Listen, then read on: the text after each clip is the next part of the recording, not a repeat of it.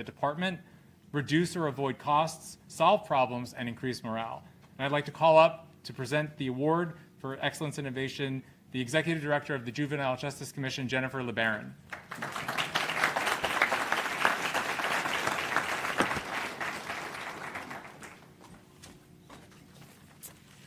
So I am so proud of the Independent Living Homes team's accomplishments, because we know that we had a problem to solve. We know that youth need stable housing to grow and thrive, and we know that many JJC youth have experienced housing instability or homelessness, and we know that it's nearly impossible for anyone without a stable home to keep it together, let alone a system-impacted young person still working through complex life challenges. So this team set out to create our first independent living home for JJC youth returning to the community.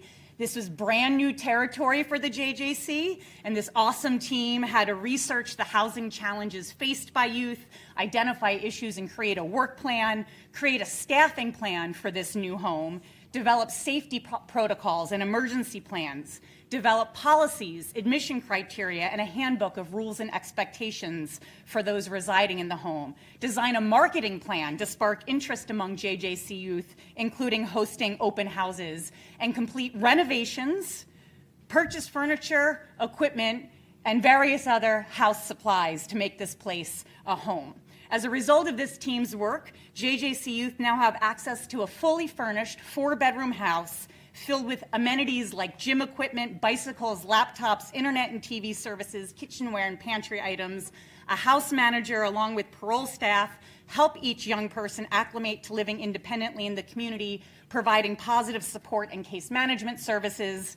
And the innovation, the creativity, and collaborative problem solving displayed by this team has made the JJC's first independent living home a huge success, one that will benefit young people for years to come.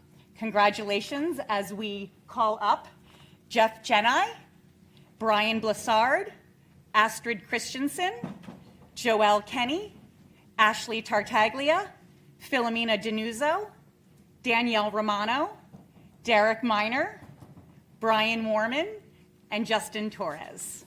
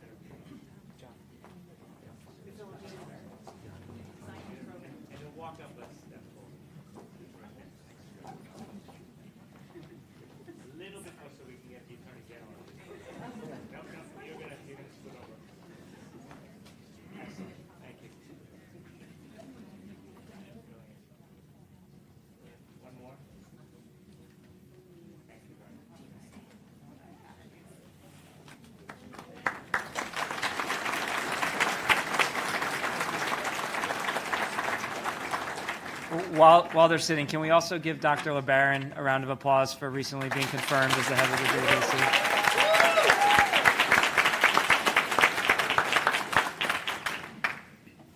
All right, the next award is the Attorney General's Award for Excellence in Operations. This award recognizes outstanding administrative, fiscal, recruiting, grants, human resources, or other support that improve the operations or productivity of the Department of Law and Public Safety. I'd like to call up the Director of the Division of Alcoholic Beverage Control, Jim Graziano.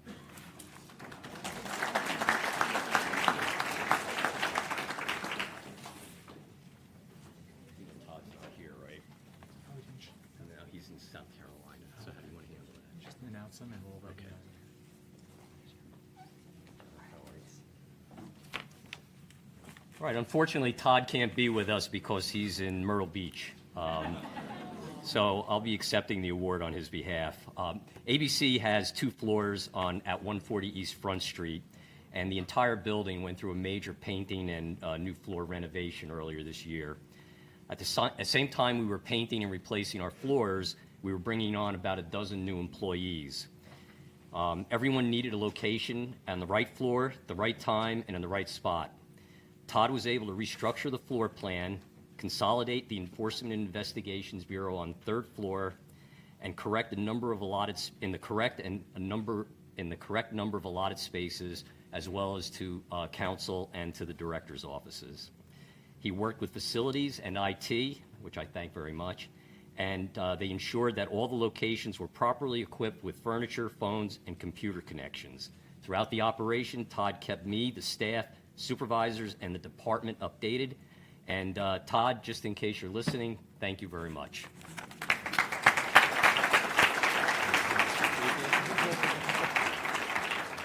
All right. Next up is the department's Chief Administrative Officer, Bill Cranford.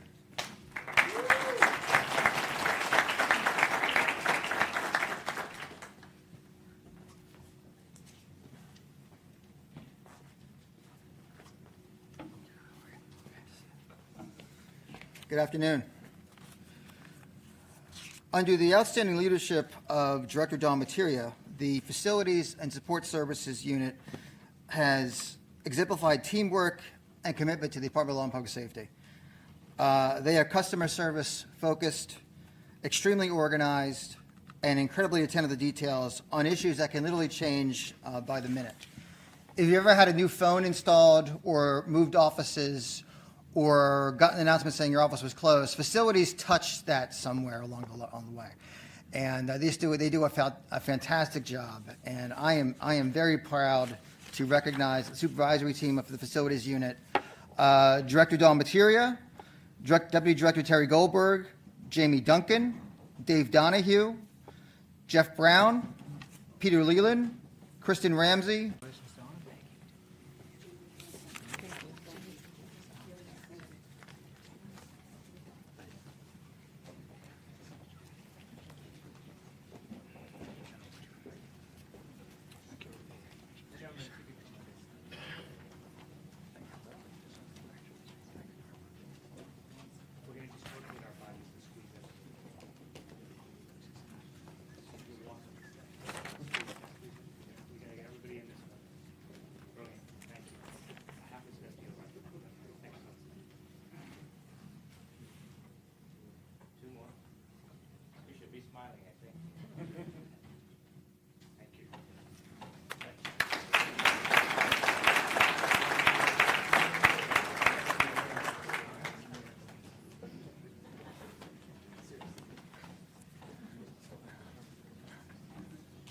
Our next award category is the Attorney General's Award for Excellence in Administrative Support.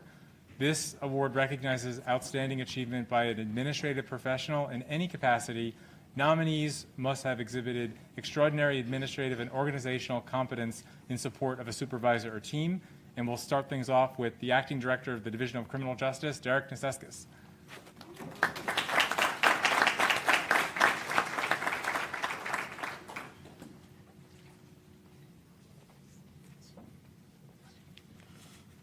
Thanks so much, everyone. I am very happy to be able to introduce for this award, although I believe she is not able to make it today, Deborah Crivelli from the Division of Criminal Justice. She works in our appellate unit, but she supports the Division of Criminal Justice really in an enormous amount of ways. She handles the day-to-day operations. She helps assist with those within our appellate unit, but she also is involved in habeas petitions statewide. She is often involved in hunting down little pieces of microfilm in dusty offices throughout the state, in courthouses everywhere. She's been involved in digitizing 50,000 appellate unit case files, and she works as facilitating our Brady Giglio process, where she is responsible for making sure that DASG and law enforcement are able to confidentially communicate very sensitive personnel information in order for us to meet our obligations. Because of her professionalism and because of the way that she really works to keep the entire division on track and moving, I'm very happy to extend the award to Deborah Crivelli, although, as mentioned, she is unable to make it today.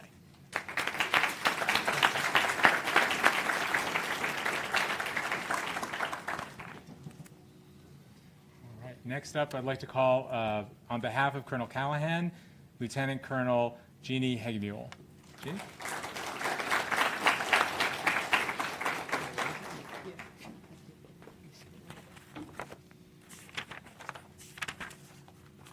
Good afternoon. On behalf of Colonel Callahan, I really just want to extend my congratulations to everybody in this room. It's a great day for New Jersey when we get to celebrate the hard work of all the members that work for the state of New Jersey. So it's my honor to be here. The Colonel is out in Erie, Pennsylvania at the Pennsylvania State Troopers funeral, so he asked me to step up. I do not speak like the Colonel, so don't have low expectations. All right. So administrative support position.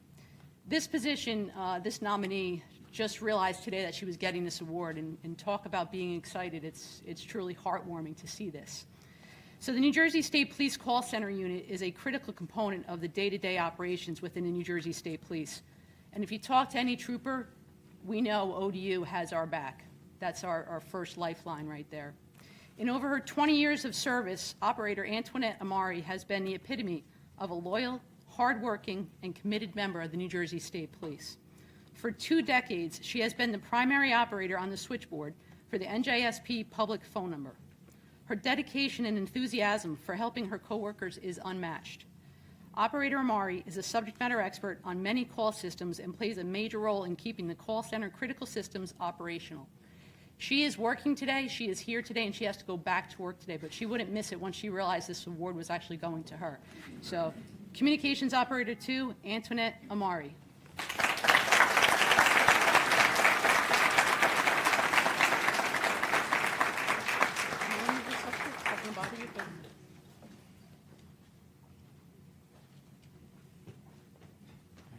Thank you so much.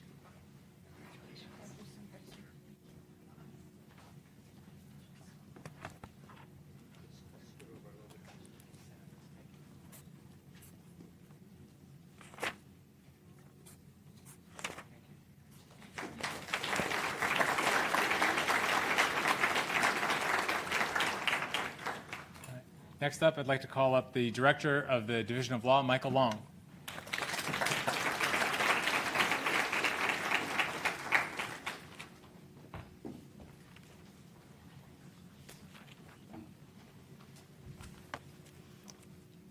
Good afternoon.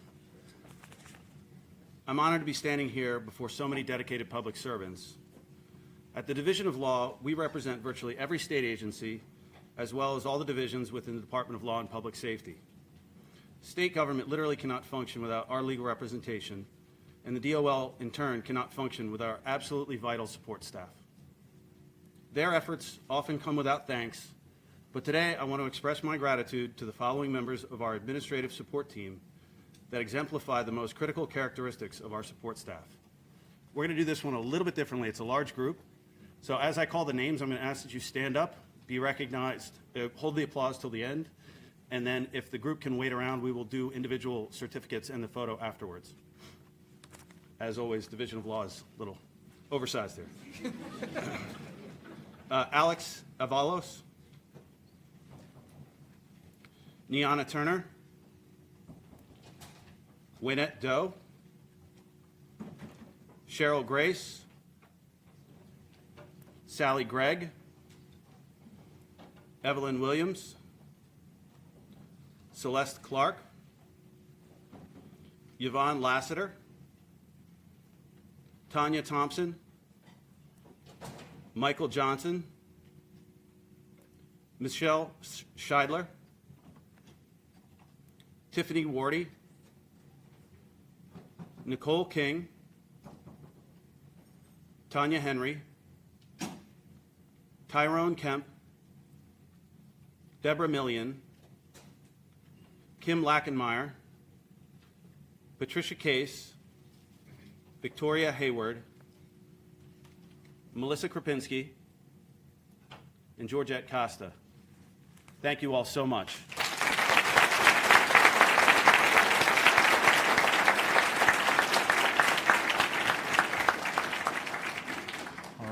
welcome back up to the stage Jennifer LeBaron.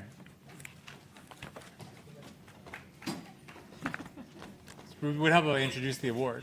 So Jennifer is going to be naming the award for the excellence in a supporting role. This award recognizes outstanding efforts by any employee or team of employees who supported a supervisor, colleague, or team by selflessly contributing behind the scenes to a project, an assignment, or an operation that advanced the vision and mission of the Department of Law and Public Safety. This award can recognize contributions to any type of project, including but not limited to investigations, litigation, administration, operations, fiscal, or grants. Jennifer, turn it over to you. All right, thanks, Don.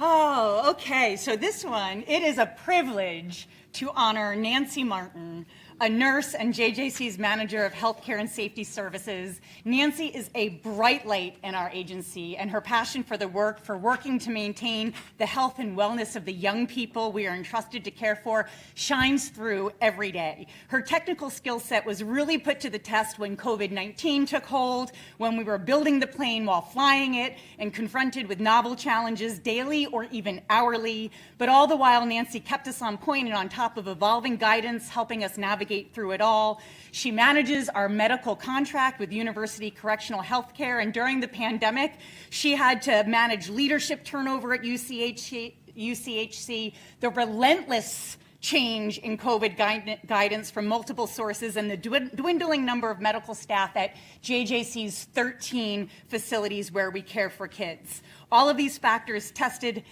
Nancy's leadership abilities, but her leadership and support was most apparent while we worked to stand up our agency-wide COVID testing and vaccination program for kids and for staff. And she shined brightest when she took the lead on a marketing plan to increase the vaccination rate among youth, going to every one of our congregate care facilities, meeting with kids individually and persuading them with the facts about the importance of getting vaccinated. Her enthusiasm and success with these pop-up clinics was an inspiration.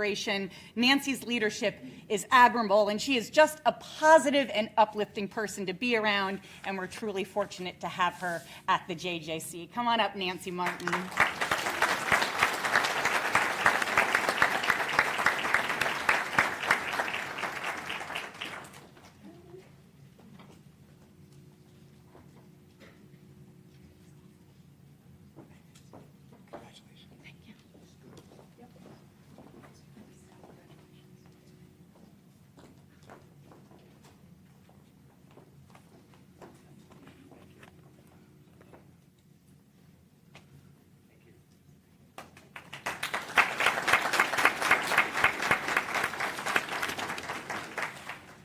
Okay, and we'll call back up LTC Hegemule.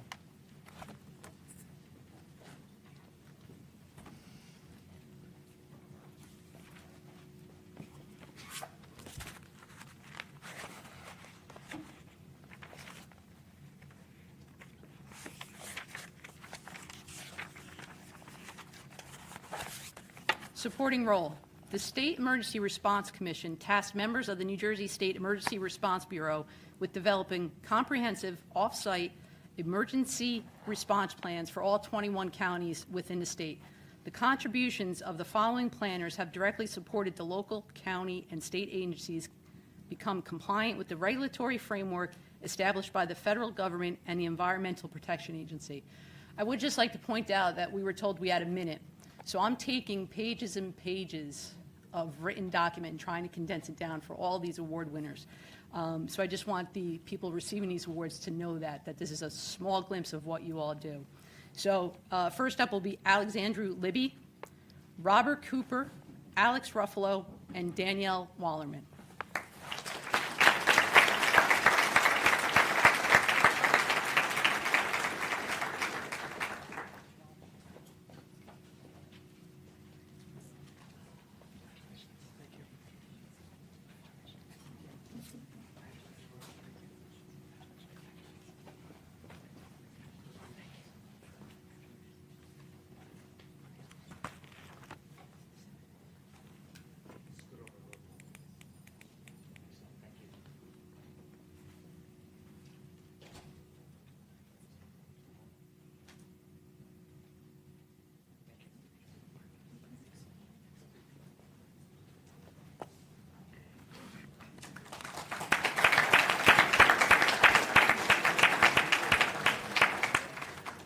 Our next award is the Award for Excellence in Investigation. This award recognizes exceptional professional achievement by investigators, civil or criminal. Nominees must have demonstrated outstanding leadership or contributions in conducting or managing a criminal or civil investigation. I'd like to call up to the stage the Director of the Division of Consumer Affairs, Carrie Fayes.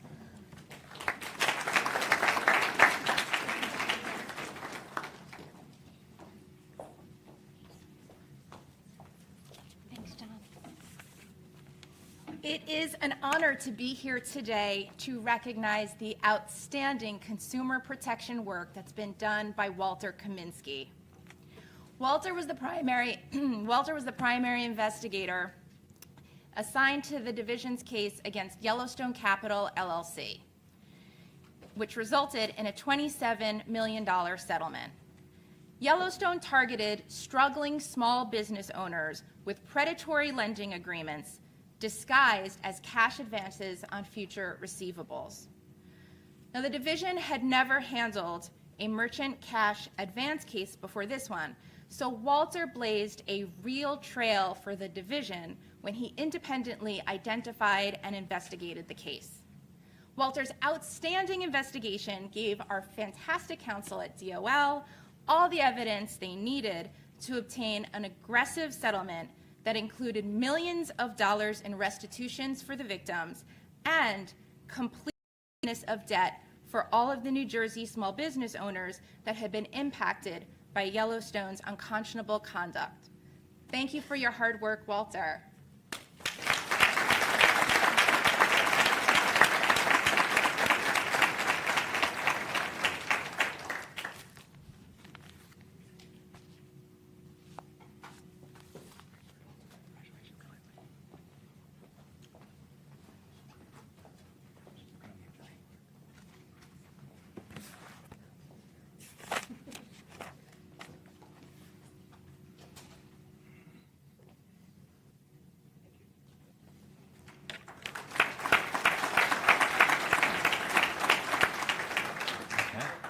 Let's welcome back up Director Niseskis.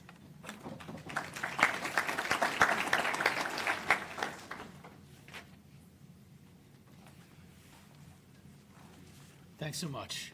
For this award, DCJ would really like to recognize a team of investigators and DASG that investigated a multi-county burglary ring that struck over 80 residential homes during a few months during 2020 and 2021.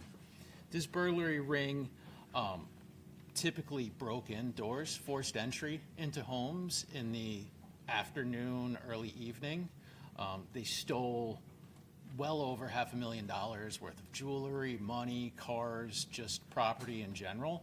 And during the course of their activities, they threatened to shoot at least one homeowner who confronted them. But this ring was stopped by a team of individuals who put together a very complex investigation, tirelessly obtaining search warrants, obtaining CDWs, doing DNA and fingerprint analysis, and many, many, many, many hours of witness interviews. And on top of that, they needed to coordinate the activities of about 30 independent law enforcement agencies. But that investigation was successful, and it was not only a successful investigation that led to charges, it led to a successful prosecution. The leader of that burglary ring, in fact, pled guilty and was sentenced to 14 years in state prison. So because of their efforts in that case, I'd like to thank the following individuals from DCJ: Sergeant Scott Capone, Detective Sang Han, retired Detective Sean Gorlin, DASG Gazim Bajrami, and DAG Danielle Scarduzio, as well as from the New Jersey State Police Sergeants Brian Carnes and investigator Erica Benedetti.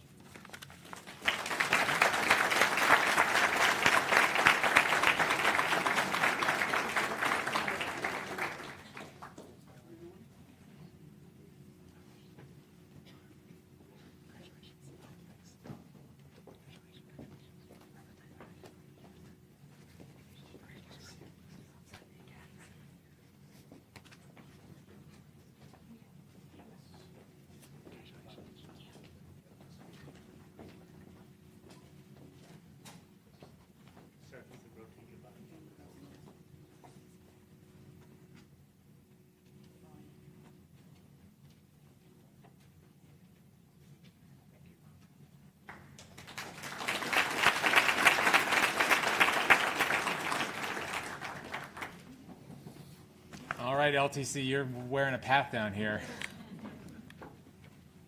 Steps in.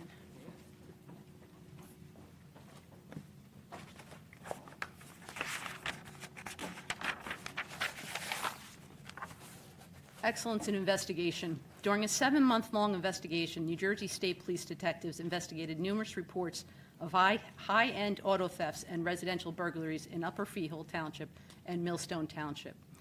Through their hard work and dedication, these members were able to implicate a high-end auto theft crew with being involved in over 90 jobs throughout New Jersey, New York, and Pennsylvania as a result of this investigation. With the assistance of the Real-Time Crime Center, a Homeland Security Information Network intelligence sharing group was established throughout Monmouth County, Middlesex County, and Ocean County. This was an incredible job, and like I said, I could go on for 5 more pages, but we'd like to recognize the members that were part of this job. Lieutenant Dan Dykeman, Detective Sergeant Jared Boyd, Detective 2 Keith Ashley, Trooper Jesse Rosario,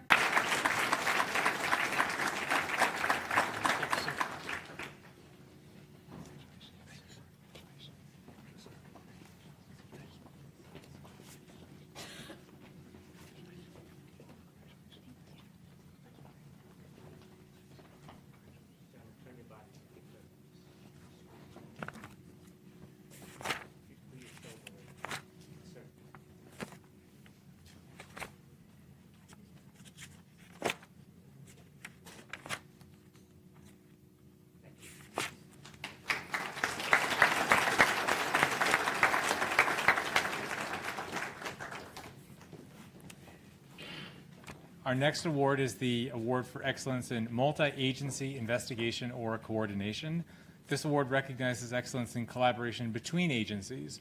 Nominees should have engaged in a significant cooperative effort with another division or another agency located in or out of the department. This could include state, federal, or local entities as well.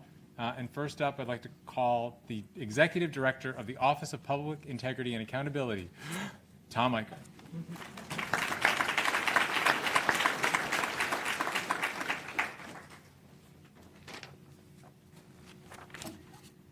DAG Eric Cohen is being recognized for his work with the Sussex County Prosecutor's Office in the investigation and prosecution of Vernon Township Police Officer Emmanuel Rivera.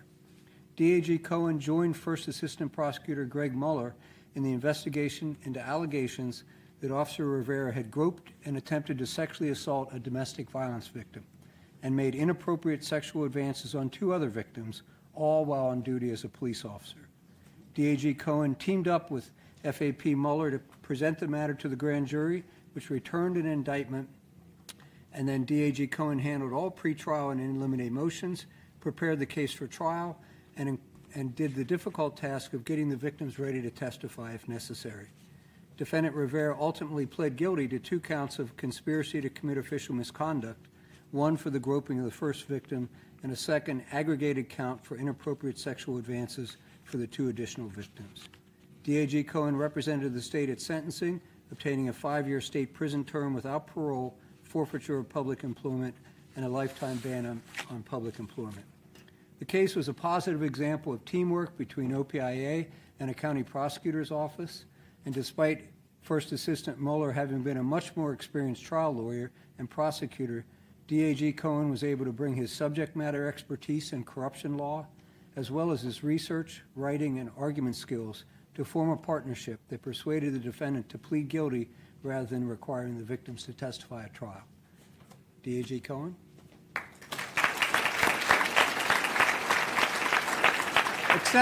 Accepting the award for DAG Cohen will be me. Thank you, Tom.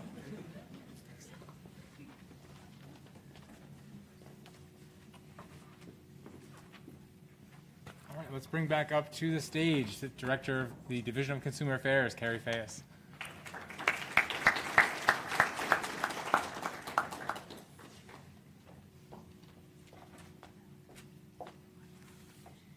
The Enforcement Bureau's Drug Diversion Team provides investigative and inspection services for the Division's 51 professional and occupational licensing boards and committees. The team is proactive and creative and successfully coordinates complicated investigations with local, county, state, and federal law enforcement agencies. As just one example, the team identified a prescription pill mill being orchestrated by an employee of one of our licensed pharmacies.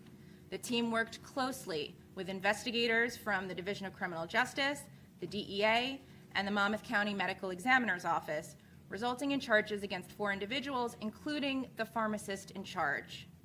Through close coordination with our law enforcement partners on this and other cases, the drug diversion team continues to have significant impact on the department's fight to stem the tide of the opioid crisis here in New Jersey. I can say with confidence that you are saving lives. Please come up here. April Amison, Thomas Bryant, Matthew Conicella, Walter Mazariegos, Michael Rassar, and Matthew Ray.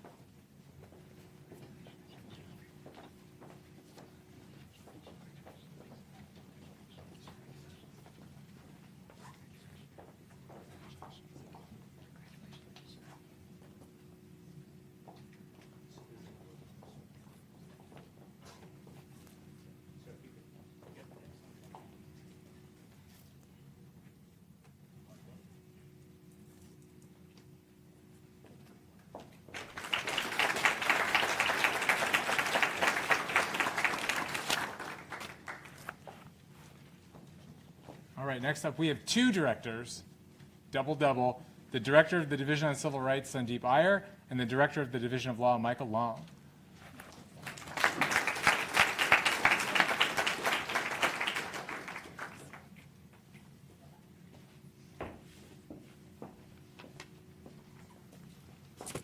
Hi, everyone. Apparently Mike doesn't want to be seen up here with me.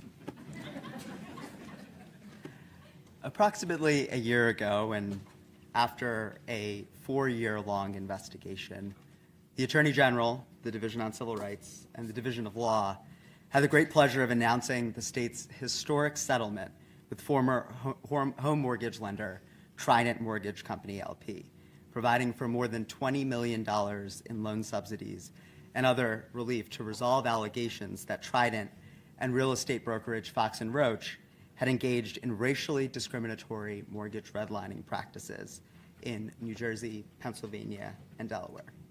And at the time, this mortgage redlining settlement marked the 2nd largest settlement ever in a mortgage redlining case in U.S. history. Not only did this settlement provide real relief to consumers who had been victimized by racially discriminatory practices, but it also sent a clear message to others who would engage in such reprehensible conduct. And with that, I'd like to recognize the following awardees from both Shireen Farahani, Mayura Saxena, who couldn't be with us today, Eve Weissman, and Nadia Comas, and from the Division on Civil Rights, Aaron.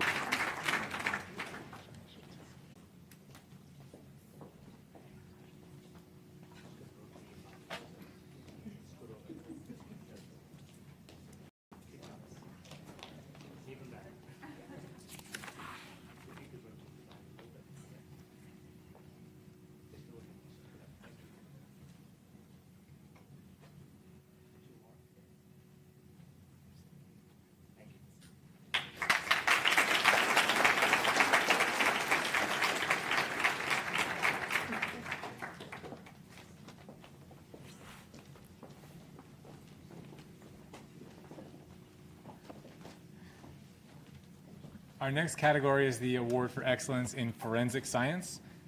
This award is by conducting any type of scientific test or analysis or support of an investigation, including but not limited to ballistics, DNA, autopsy, drug analysis, crime scene analysis, toxicology, or fingerprinting.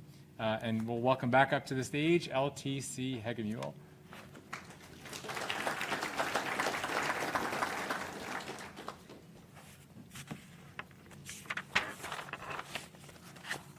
Maintains its accreditation, which provides the criminal justice community with continuing confidence in the results reported by the Office of Forensic Science Laboratories.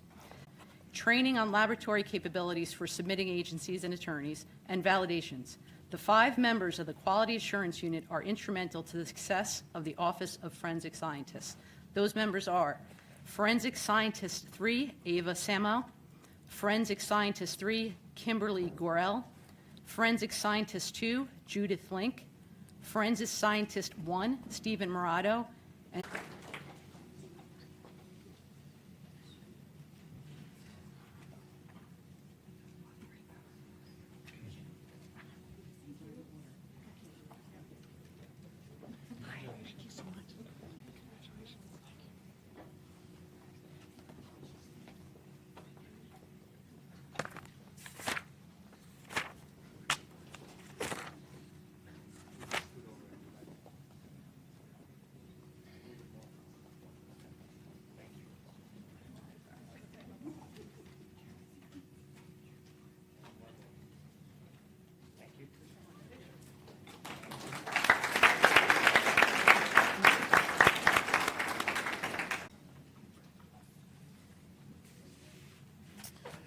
For this award, I'm very happy to recognize Sergeant Kevin Medore. Sergeant Medore works in DCJ's Cyber Crimes Unit as a forensic examiner. He joined the division in 2016 and quickly distinguished himself as a excellent and technically proficient computer forensics examiner. He has assisted the division in our forensic work ever since. And I think it's fair to say that his problem-solving and technical skills are outstanding and exceptional. As just one example of his work, at some point in his career with DCJ, he was faced with a device important to investigation that had essentially been booby-trapped by a tech-savvy defendant, or soon-to-be defendant. The device was encrypted through unusual means.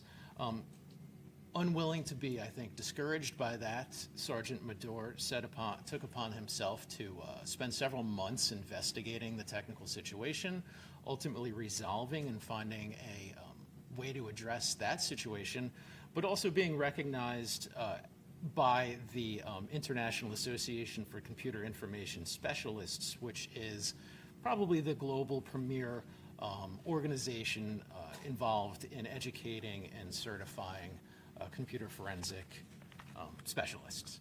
So, and since that time, he's actually been asked to teach recurring classes at that agency. So for his dedication to the field of computer forensics and his dedication to DCJ as a whole, I'd like to introduce Sergeant Kevin Medore.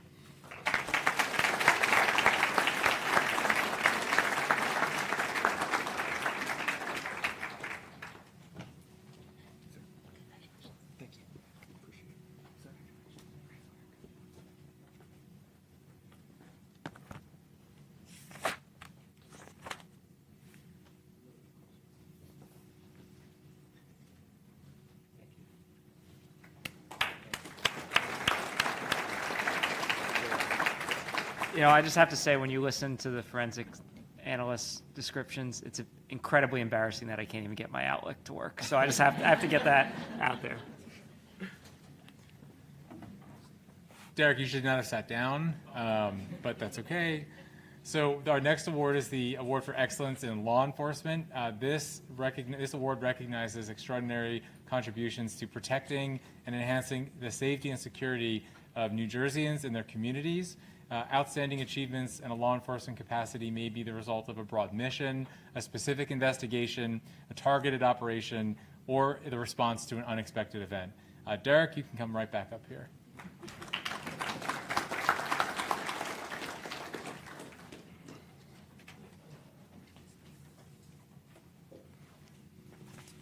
So for this award, I'd like to use this opportunity to sneak in a recognition for yet another one of our computer forensic examiners, Detective Carlos Hernandez. Detective Hernandez joined DCGA back in 2001 and was one of the first individuals in what was then our Computer Analysis and Technology Unit. He's dedicated his career to that field. He was on loan to the RCFL for 15 years, and he has investigated probably a difficult to count number of cases in his career. However, I just want to mention that a majority of those cases have been dedicated to, have involved the sexual exploitation of children. For anyone involved in that sort of work, they know how difficult it is, how emotionally draining it is, and how much dedication, professionalism, and skill it requires. Because of his skills in the forensic examination field and his dedication to handling those very difficult cases over a very significant amount of time, I'd like to welcome and introduce Detective Carlos Hernandez.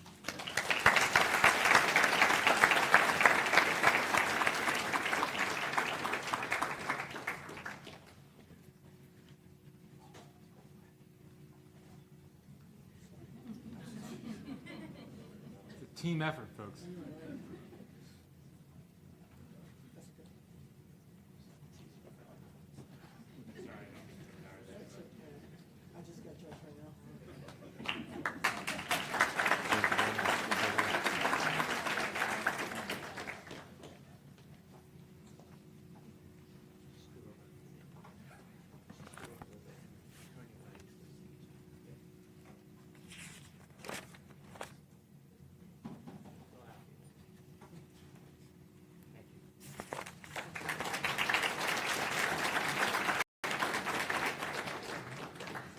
Please welcome up to the stage the First Assistant Attorney General, Lindsay Rotullo.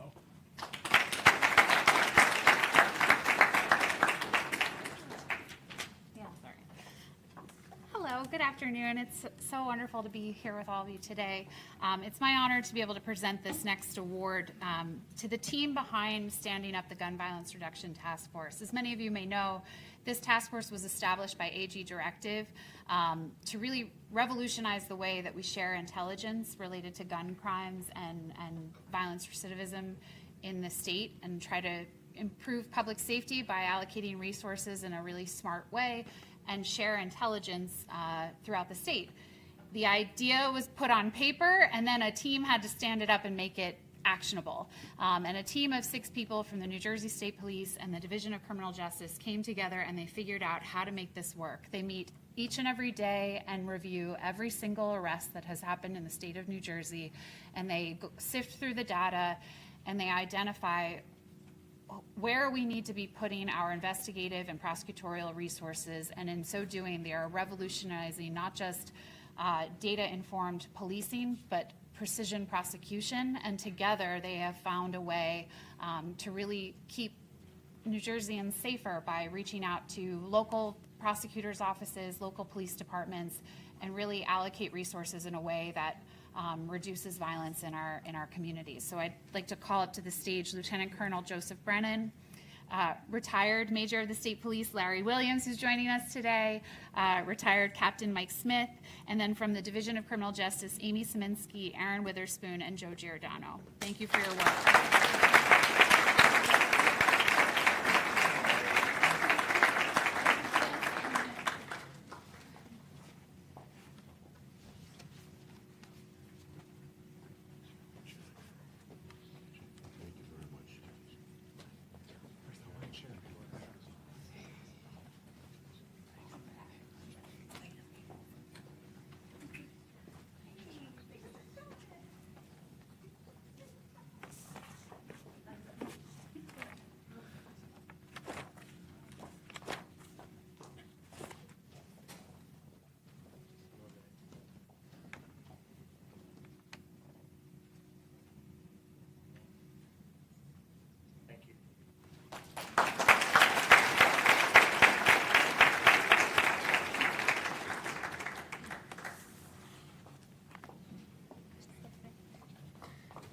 Lindsay's going to stay up here. She's going to present our next award, which is for excellence in victim advocacy and support. This award recognizes the critical work done by the department's dedicated victim advocates and service providers. Supporting victims of crime is an essential aspect of what we do in the Department of Law and Public Safety. Nominees may be recognized for their dedication to serving victims of crime, assisting them in compensation or other supportive services, public outreach and advocacy for the victim community, and ensuring that crime victims' rights are recognized during criminal justice proceedings. Lindsay, I'll turn it over to you. Hello again. The Attorney General has made addressing the victim-centric approach to addressing sexual violence in our state a priority, and in so doing has elevated a team of incredible professionals with expertise in various areas that are necessary to come together to really address this problem. And so this award is given to a team of people from across 3 divisions who came together and put forth a comprehensive package of policy reform in the area of sexual violence to better track evidence, to better retain evidence, increase and enhance our ability to hold perpetrators accountable, but also to address the re-traumatization that often happens for survivors of sexual violence. And they put together these proposals, met with the Attorney General, and the result of their hard work was an Attorney General directive that has truly changed the way we do business in the state of New Jersey when it comes to sex crimes and addressing the needs of victims in this area. So it's an honor to call up from the Division of Criminal Justice, Teresa Hilton and Eileen Allen, from Viva, Patricia Teffenhart, and from OJD, Dr. Kristen Golden. Thank you all.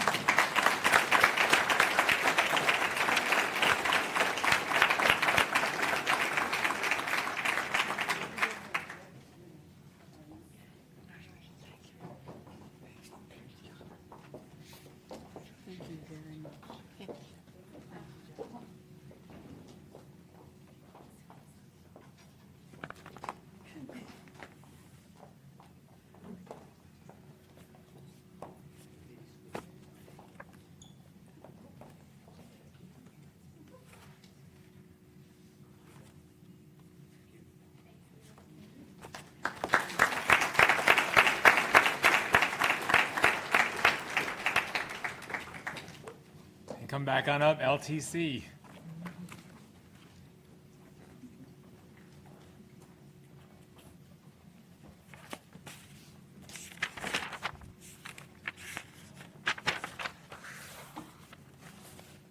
The staff that comprises the New Jersey State Victim Services Unit is charged with ensuring that victims of domestic violence, sexual assault, dating violence, stalking, and sex trafficking are aware of and have been afforded their rights under law. Throughout 2022, the New Jersey State Police Victim Services Unit has worked hard to develop and provide resources, training, and advocacy in support of victims of domestic and sexual violence throughout the state. The work that they do is critical, and I'd like to recognize Supervising Investigator Maggie Lou Mara, Administrative Analyst 3 Christine Roeder, Investigator 3 Leah Smith, Investigator 3 Rachel Lester, Investigator 3 Renisha Reed.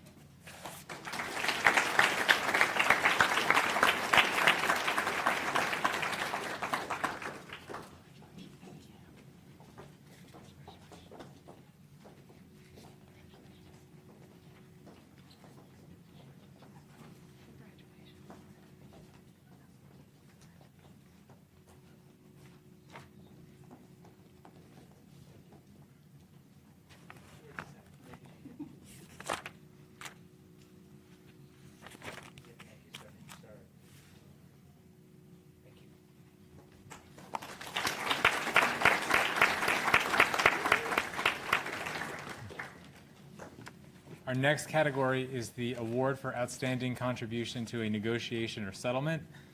This award recognizes outstanding work in the resolution of either criminal or civil litigation through negotiation or settlement. Please welcome back up the Director of the Division of Consumer Affairs, Carrie Fayes.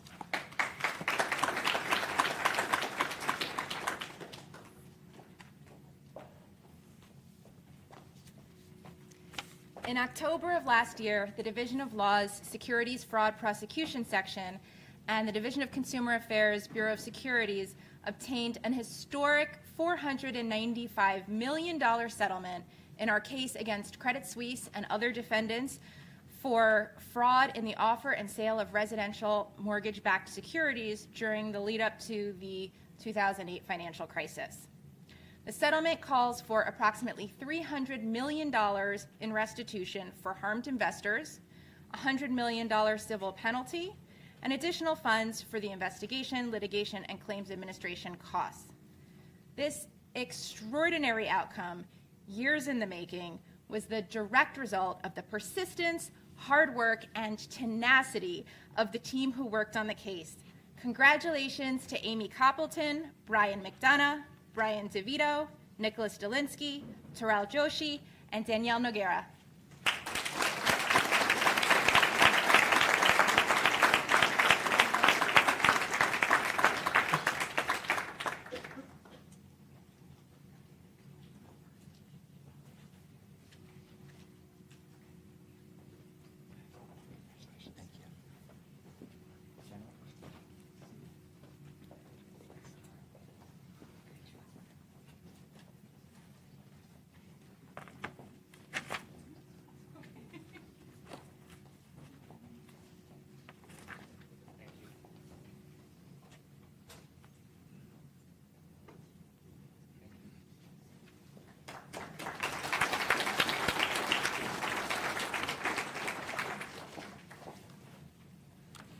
Our next award is for excellence in trial litigation. This award recognizes the outstanding effort and collaboration required throughout the trial process.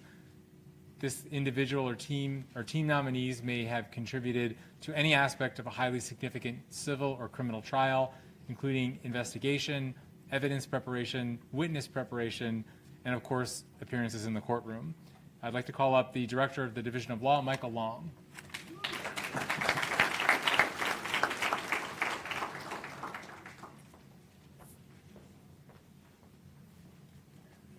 Just to correct the record from earlier, I will always stand with the Division on Civil Rights, including Director Iyer. As a litigator and trial attorney, I'm excited to have a chance to shine a spotlight on the important and impactful defensive litigation our attorneys handle. Today is that opportunity to shine a light on a great trial victory by a DOL team. In the Kulik matter, the plaintiff claimed that he slipped and fell on a wet floor of a Hudson Bergen Line light rail vehicle, suffering a badly fractured ankle. At trial, Deputy Attorneys General Ty Nguyen and Shane Williams, under the supervision of Assistant Section Chief Randy Weaver, were able to demonstrate to the jury that the condition of the light rail vehicle was not the cause of the plaintiff's injury. The hard work of the team resulted in a no-cause verdict for NJ Transit, and their skilled advocacy saved hundreds of thousands of taxpayer dollars. They exemplified creativity, dogged effort, teamwork, and client service. And I'd like to welcome up DAG Ty Nguyen, DAG Shane Williams, and Assistant Section Chief Randy Weaver.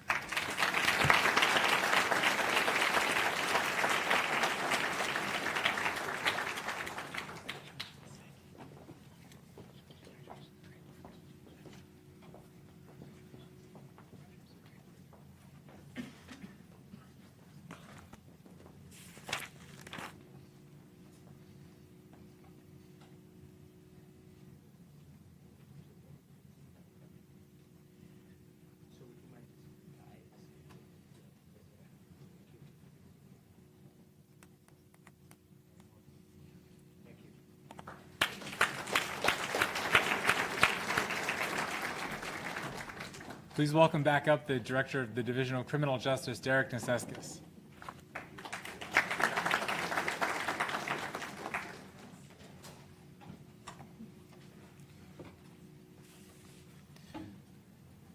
Thank you. For this award, I'd like to recognize the members of what we fondly think of as our Olenowski litigation team, in quotes. This team was put together to meet a challenge about the reliability of New Jersey's Drug Recognition Expert Program. That program is critical to investigating and proving matters involving drug-impaired driving. And the team met that challenge by conducting a 42-day-long hearing in front of a special master during the height of COVID-19. The team put on witness after witness, including many very complicated expert witnesses, and detailing the findings of that hearing, and also a favorable result, finding that the DRE program is in fact reliable under either Daubert or Fry. Further efforts in putting that together during less than ideal circumstances, and for, I think, making New Jersey's roads a safer place. I'd like to recognize the team, including DASG Sarah Hunt, Adam Klein, Mohammed Mahmood, Stephen Wanger, Robin Mitchell, now Deputy Director Eric Dabb, Detectives Cecil Boone, Nicholas Errico, Joshua Garzio, and analyst Maureen Hitchens.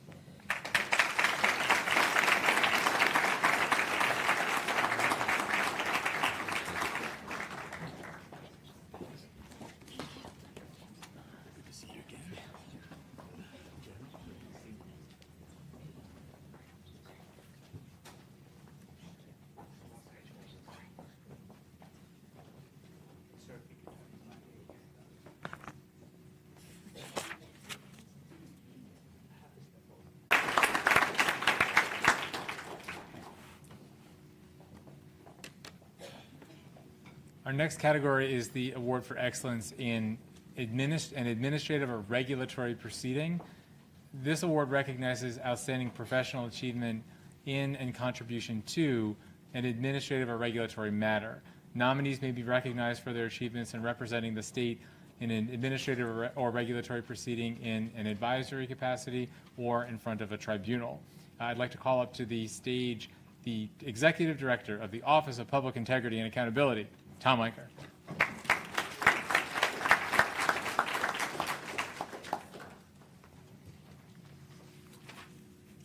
A few years ago, New Jersey was one of only three states in the country that didn't have a licensing for police officers. Creating a licensing law from scratch and getting it through a process was a daunting task. Doing it in a way that took New Jersey from a national laggard to a national leader was really an incredible effort by this team we're recognizing today. It required pulling licensing laws from around the country, picking the best features of each of those laws, talking to the jurisdictions that had experience in licensing, and then crafting a law to move forward with the process. To craft that law takes an effort. To do it in a way that allowed the governor to stand up at the signing of that law, supported by police unions, community groups, and the legislature, was an incredible job. To do that required a legislative genius on the staff of OAG, someone who can look at OAG. To pull from OAG to get this done was something that I'm very proud of. To take other people's resources. But it took somebody in the OAG's office who is soon to be departing, but could cut to the chase, identify what really needed to get done, and pinpoint a way to get there. It took the administrator of the PTC who understood the academies and the police mindset. It took two attorneys who were also police officers at one point in their career to, again, understand that. And it took a process that involved discussing seemingly endlessly with police unions, police chiefs, and various community groups to craft something that everyone could get behind. Once that law passed, then the daunting task came to create regulations on a very short timetable to implement that law so that it could go into effect January 1st of 2024. We drew from a variety of sources. We poached from ABC, thank you, one of their folks, and from DCJ Prosecution Supervision, and it was really a team effort that put together, we think, a best-in-the-country set of regulations to implement this law in a fair and meaningful way that will recognize the excellent work our police officers do and weed out those who don't meet those standards. We had to respond to over 100 public comments in a matter of less than 2 weeks and pull together that process very quickly. So it's my honor to call up and recognize the following individuals who are part of that police licensing team. Joe Walsh cannot be here today. He decided being in Mexico with his wife was more important, apparently. Andrew McCurdy, Steve Finkel, Steve Wenger. Well, one of the Steves is here. Come on up, Steve. John Cunningham, Sharon Joyce, Sarah Luciano, Alessandra Baldini, Marie McGovern, Maggie Diaz, and Ed Simonson. I'd also like to thank Carrie Fayes for sharing Sharon Joyce with us, without whose expertise we would not have gotten to the point we got. Thank you very much.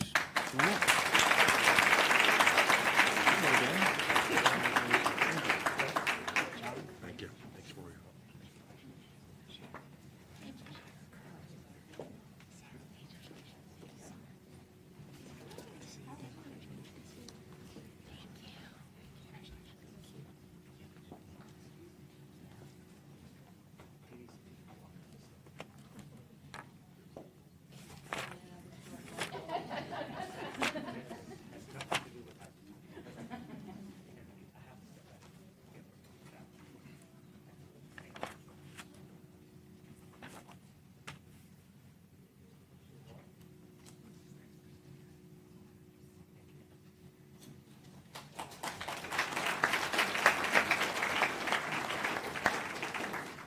I just want to highlight two people. This was an extraordinary team, and they're still working around the clock. Joe Walsh, who couldn't be here, I think as many of you know, came back out of retirement and drove 2 hours each way each day, so 4 hours to help us in the Patterson takeover, which speaks to his commitment. And then Andrew McCurdy, who, despite my best efforts to get the state police to detain him, today is his last day, but as my senior counsel, but has led on so many things in our office and it's very fitting that he wouldn't come to the award ceremony because he's never taken credit for literally anything he's done, I think, in his life, but he deserves a tremendous amount of credit. So I just want to commend this team, but particularly Andrew in his last day.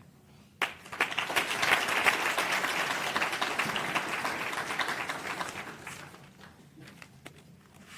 should have kept the notes of the guy from the Public Integrity Office. The next category is the award for excellence in appeals for brief writing and/or oral argument. This award recognizes extraordinary civil or criminal appellate achievement that consistently, comprehensively, and persuasively argues the state's position on a complex set of issues or ideas. This award can recognize any aspect of appellate work, including research, brief writing, and of course, oral arguments themselves. Derek Neseskis, please come back up to the stage.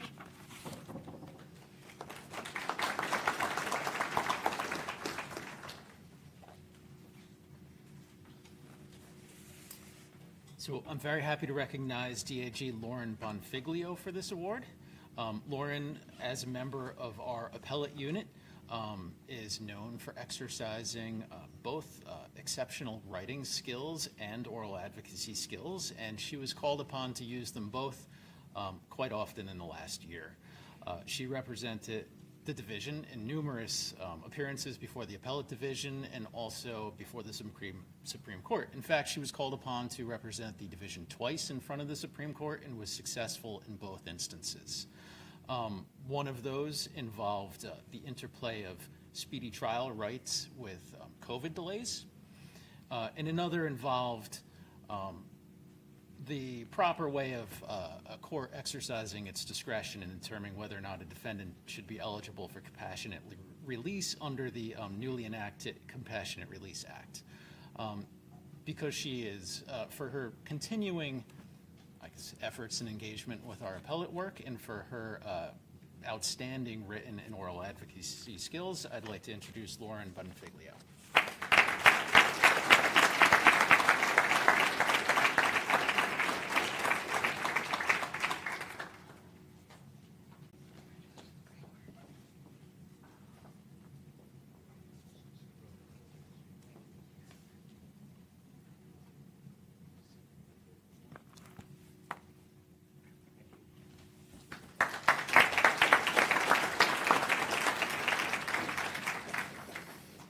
I'd like to call up next the Solicitor General, Jeremy Feigenbaum, who's here in strict violation of the dress code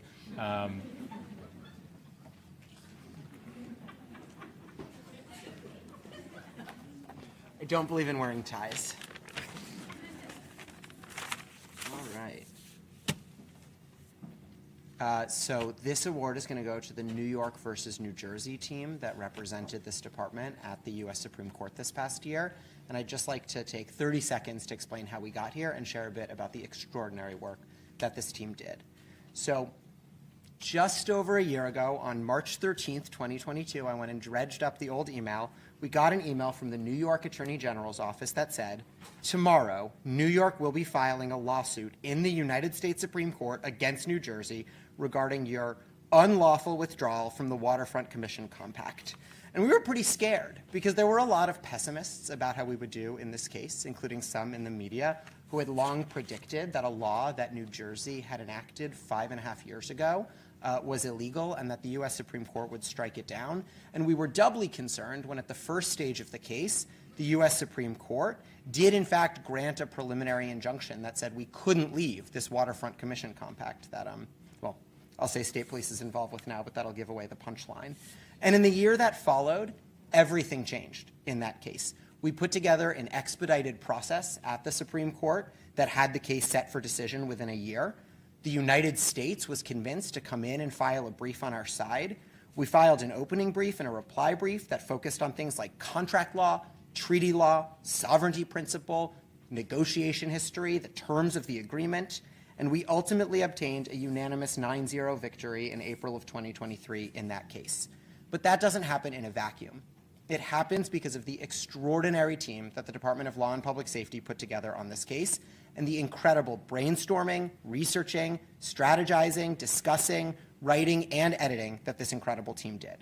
And of particular note, it happens because of the incredible partnership between OSG and the Division of Law, a seamless team that spanned both of our units and lots of others within this department who did their part to bring us to victory at SCOTUS. So this award goes to each member of the New York versus New Jersey team, and obviously you're all welcome to come up and receive it in whatever instructions John has previously given.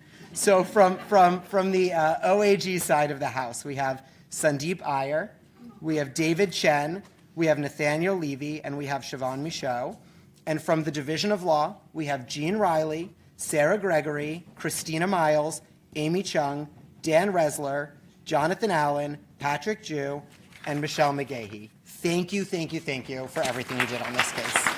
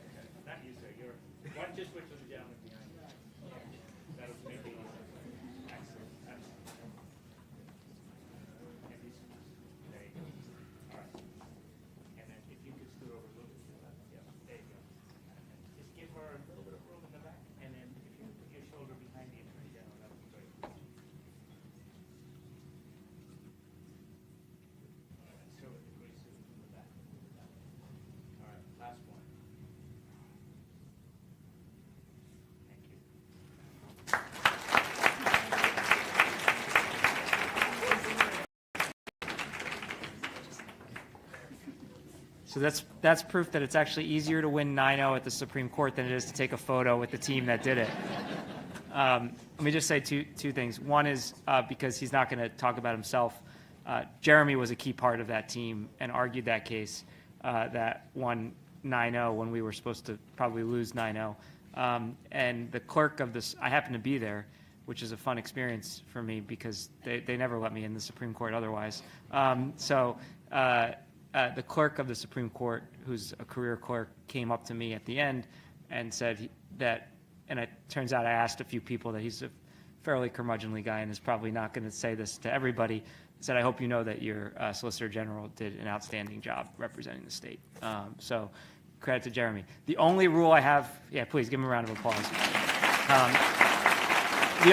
The only rule I have for this whole team, everybody else, is every time we get to the Supreme Court now, we have to win 9-0. So no pressure. And I'm sure the other cases that are working their way up are going to be just as easy to win 9-0. So congratulations. Mike, why don't you make the short walk over here? Two observations. That's why we do the big groups at the end. The second observation is I wore a tie for the both of us here because I'm going to actually speak also on a joint project and a joint case and a joint team between the Division of Law and the Office of the Solicitor General. Since 2018, this office has been engaged in litigation to protect New Jersey citizens from the extraordinary dangers of 3D printable firearms, specifically against a company by the name of Defense Distributed. Were this company to have its way, every person, no matter their age, no matter how dangerous, could build for themselves a deadly gun with a 3D printer. Today, we applaud the following attorneys for their continued hard work as they defend a challenge to the printable gun law that keeps us safe from these dangerous and untraceable weapons. From the Division of Law, Deputy Attorney General Renee Greenberg, Deputy Attorney General John Passante, Deputy Attorney General Ashley Shelton, Deputy Attorney General Sam Rubenstein, Deputy Attorney General Chandani Shah, and then from the Office of the Solicitor General, Angela Kai, David Chen, and Tim Sheehan.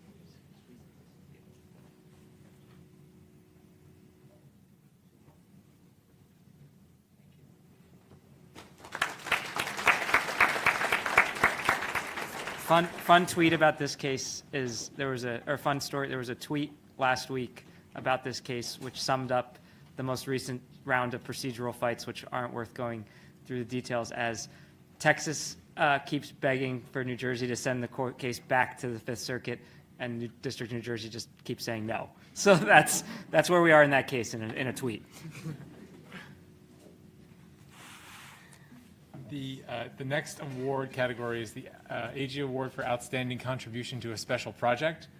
This award recognizing outstanding achievements that greatly contributed to the success of a special project that emphasized and advanced the vision and mission of the Department of Law and Public Safety. This award may recognize contributions to significant projects that impacted either the department specifically or the public that we serve. I'd like to call up, or back up, the Director of the Division of Alcoholic Beverage Control, Jim Graziano.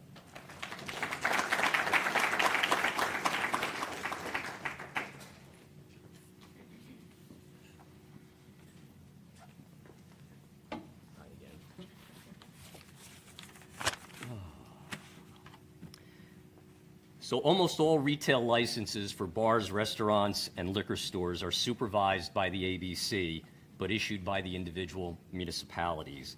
And there are about 8,000 of them altogether. And the three women that I'll be introducing are probably among the busiest women in all of state government because every single one of those licenses expires this Friday. So I'm happy that they were able to get away to join us today. The Alcoholic Beverage Control Act and ABC licensing and permit requirements are very complicated, or so I'm told. Kelly Troilo, Tia Johnson, and Jeanette Rainier have developed and deliver an ABC retail licensing training program to help municipal clerks and their staff understand the ABC Act and how it applies to retail licenses and permits. In cooperation with various associations and the League of Municipalities, Kelly, Tia, and Jeanette have presented their training program to hundreds of municipal clerks all throughout the state, from Sussex County to Cape May, in person. And every year, they attend the League of Municipalities Conference in Atlantic City to deliver the program. The retail training provides helpful information to the clerks that ensures the safe and legal sale of alcohol within their municipalities. ABC will build on the work of Kelly, Tia, and Jeanette to continue to provide municipal clerks with in-person training, virtual training, and more industry-wide training initiatives. The training provided by these three women is popular, well-regarded, and contributes to the good reputation of the Division of Alcoholic Beverage Control. So I'd like to introduce Kelly Troilo, Bureau Chief of the Licensing Bureau, Tia Johnson, Manager of the Retail Licensing Unit, and Jeanette Rainier, the Manager of the Permit Unit.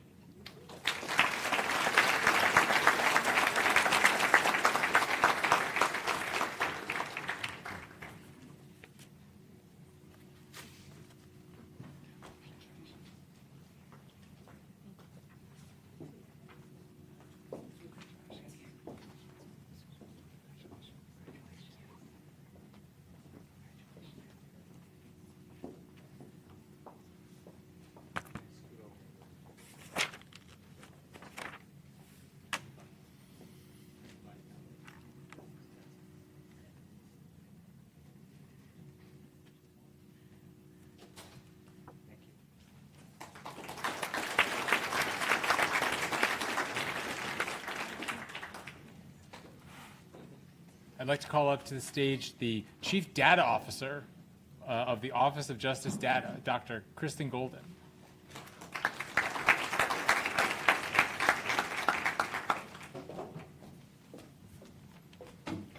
Good afternoon. It is my honor to be standing up here presenting an award to Dr. Jordan Steiner of the Office of Justice Data. Jordan joined the office last year and was immediately given the task of meeting the reporting requirements for the revised internal affairs policies and procedures. Thanks, Tom. Jordan had the task of collecting internal affairs information on law enforcement officers from over 500 law enforcement agencies in the state. She performed data aggregation, standardization, quality control, and visualization for the inaugural release of our internal affairs data set and dashboard in 2022. As part of this effort, she also presented the work to and helped field questions from community stakeholders and the press in advance of this release. Her hard work, attention to detail, willingness to learn new technologies, and discernment in standardizing unstructured data fields helped extract the most value possible from this data. Jordan's work on this dashboard demonstrates the Office of the Attorney General's commitment to public transparency and allows New Jerseyans to examine trends in internal affairs statewide and within their own local municipalities. It is my honor to present this award to you, Jordan. Come on up.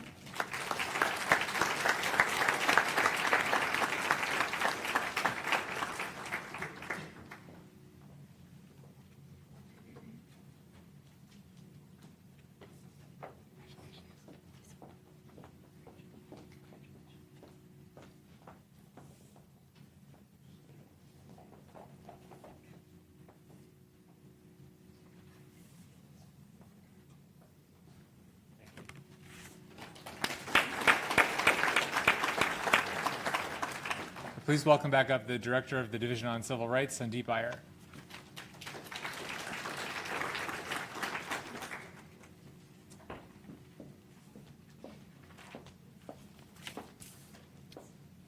It's my honor to recognize Jessica Lane for this award. The Fair Chance in Housing Act is a relatively new statute. It was enacted back in 2021, almost 2 years ago, went into effect on January 1st of 2022. And it prohibits discrimination broadly across the state on the basis of prior criminal history, one of the critical drivers of racial inequality across our state. It's the first statute of its kind across the country. So in 2022, after the statute was enacted, we created a special unit called the Fair Chance in Housing Unit to try and address discrimination under this law. And Jessica Lane is a huge part of the success of this new unit DCR has created to enforce the law. She's provided tremendous leadership for the unit. She has consistently displayed sound judgment, and her outstanding legal acumen precedes her. And because of her leadership in this unit, I'm proud to say that DCR has taken over 120 enforcement actions against housing providers for violating the Fair Chance in Housing Act in the year and a half since the statute has gone into effect. And over 70 of those have now been resolved. And in doing so, I think she has helped, together with the other partners and colleagues on the Fair Chance in Housing Unit, help to make that statute not just a path-breaking statute, but a reality for the protections, a reality for so many of our residents. And so I'm delighted to recognize Jessica Lane today.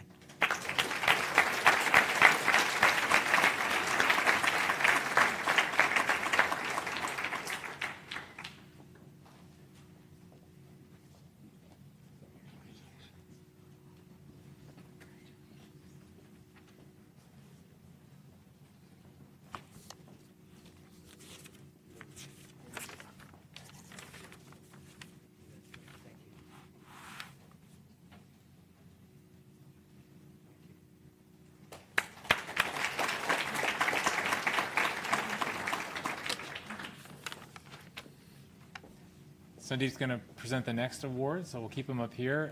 And that award is for excellence in public outreach. This award recognizes successful outreach efforts that advance the Department of Law and Public Safety's mission to protect the safety, security, and quality of life for the people in New Jersey. Outreach initiatives may include educating the community about public safety, interacting and strengthening relationships with community partners, stakeholders, introducing public safety initiatives, or liaisoning with private sector partners. So Sandeep, call you back up. DCR's Community Relations Unit has typified what excellence in community relations looks like and what excellence in public outreach means. In 2022 alone, the unit reached almost 10,000 stakeholders across the state through its virtual and in-person Know Your Rights presentations. Participated in over 100 programs that spanned all 21 of New Jersey's counties. The Know Your Rights presentations that the Community Relations Unit took charge of informed key stakeholders, community organizations, and members of the public of their rights under the law against discrimination and on how to report bias incidents and bias crimes. And in addition to all of that work, the Community Relations Unit also began engaging in significant crisis response efforts throughout the state, using a team of trained mediators to de-escalate conflict at protests, at other sensitive events across the state. In no small part due to the enormous impact of this unit, we've seen a dramatic increase in the footprint of DCR across the state. There's been almost a 50% increase in the number of discrimination complaints that we're now getting from members of the public. So it's my honor to recognize today the Community Relations Unit for their outstanding work. Tisha Leonardo Santiago goes by T, Jonathan Green, Patricia Williamson, Kai Durant, Fanny Chan Jarvis, Tabitha Rodriguez, and David Williams. Congratulations.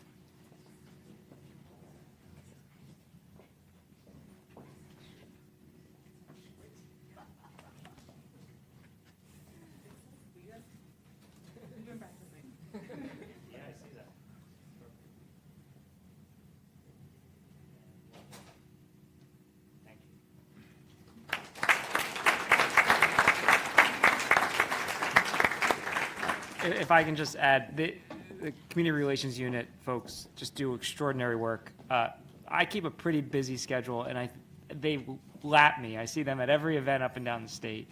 But I also want to just pay a particular debt of gratitude. What they've been able to do, along with Yolanda Melville and some members of our office in Patterson over the past 3 months, has been one of the most amazing things I've ever seen.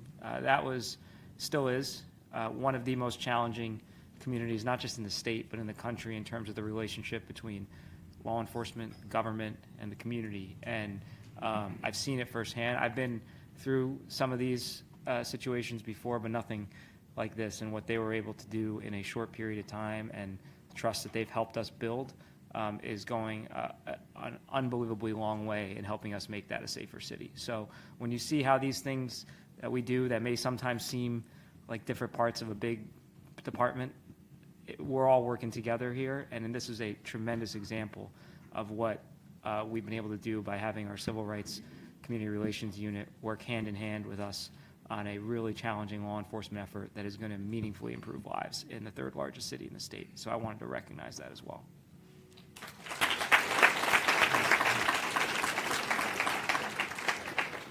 Thank you, General. I'd like to call up the Director of the Victims of Crime Compensation Office, Mary Ellen Bonspur.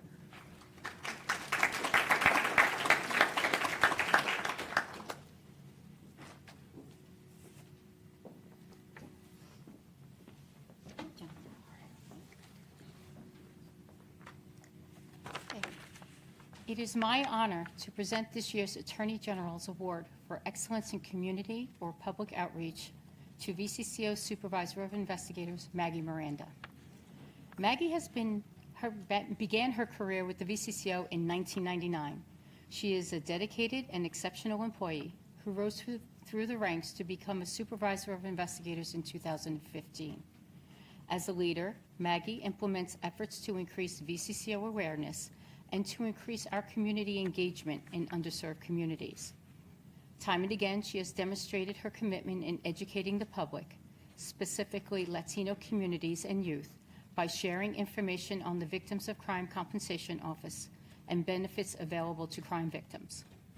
Maggie is a bilingual supervisor who is always willing to attend community events, provide agency trainings in both English and Spanish, attend school events, specifically programs for young female students, and to assist with presentations for college students. She has taken an active role in ensuring that our agency's forms and literature are available in Spanish, in addition to her other supervisory responsibilities. Maggie is dedicated to the mission of the VCCO and is a valued member of our team. Congratulations, Maggie, on receiving this award. Your commitment and contributions to the VCCO and to the victims of this state are exemplary. I truly cannot think of anybody more deserving. Maggie.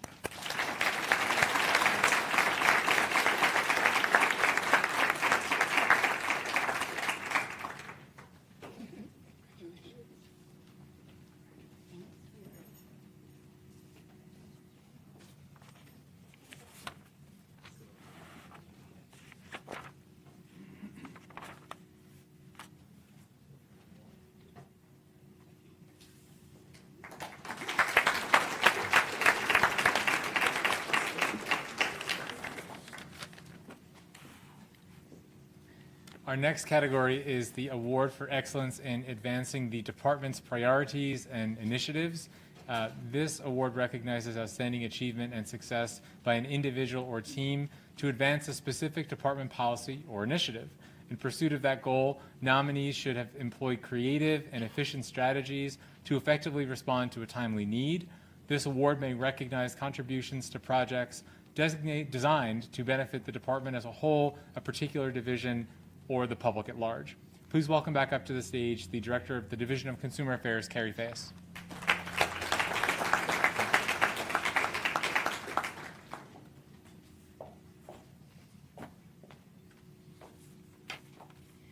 The Division's Bureau of Securities has established itself as a national leader in the regulation and enforcement of digital asset securities. This is the direct result of a number of groundbreaking regulatory actions by the Bureau's digital assets team and the securities prosecution DAGs that represent us in these cases. The team has led several multi-state investigations into the offering and sale of unregistered securities in the form of crypto asset interest-bearing accounts, including those that resulted in actions taken against BlockFi, Celsius, and Voyager. The team also recently took action against Coinbase, assessing a $5 million penalty in connection with Coinbase's crypto staking offerings. Investors in these unregistered products do not receive the kind of disclosures that they're entitled to and are left without the protection afforded by the Bureau's regulatory oversight. The team has also taken successful enforcement actions against crypto offerings that were just outright frauds. The digital asset team's hard work has and will continue to make the digital asset space much safer for investors in New Jersey and throughout the country. So thank you and congratulations, Rachel Glasgow, Delphin Rodriguez, Richard Pearsall, Merrill Hubscher, Evan Scholl, and Amno Chakimian. Thank you.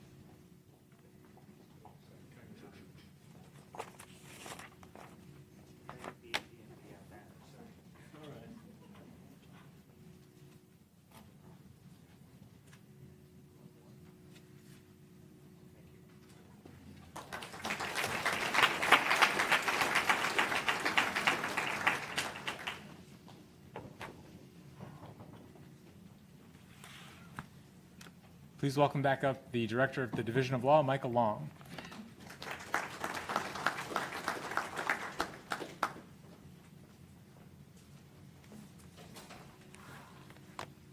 Thank you. I'd like to highlight a collaboration between the Office of the Attorney General, the Division of Law, and the Department of Labor, with particular focus on the abusive practices that can be found in parts of the gig economy.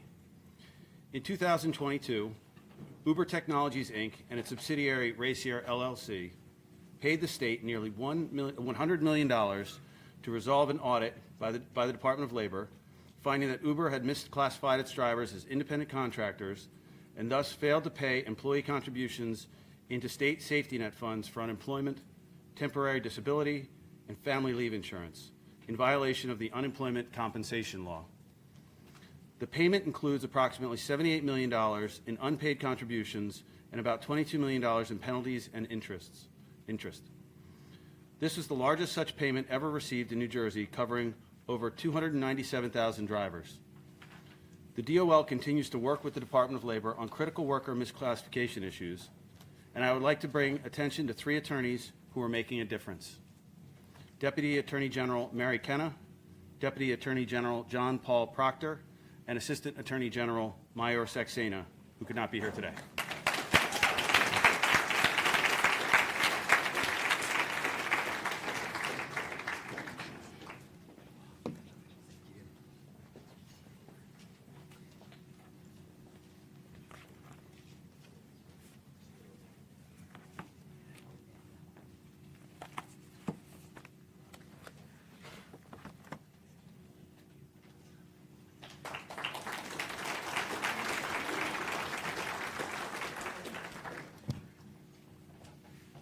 Our next category is the Attorney General's Award for Outstanding Contribution by a new employee. This award recognizes exceptional contributions by an employee with fewer than 5 years of state service. For this award, I will read the descriptions of the awardees. When you hear your name, please step forward to the stage, and your division director will join you on the stage for a photo with the EG. First up is Greg Easton from the Division of Administration. Greg started in the Division of Administration as a in the budget operations section in January 2022 as an administrative analyst trainee. Greg has quickly applied his mathematics and statistics background to revamp existing reports and automating processes. He trained current senior staff on these processes, and in doing so, increased turnaround time for that analysis. Greg has quickly become an essential member of the budget team. Greg does not appear to be here. So, Bill will congratulate Bill on Greg's behalf. Congratulations.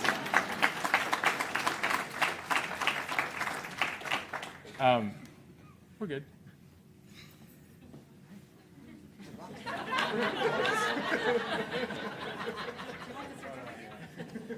I guess it is budget season, so.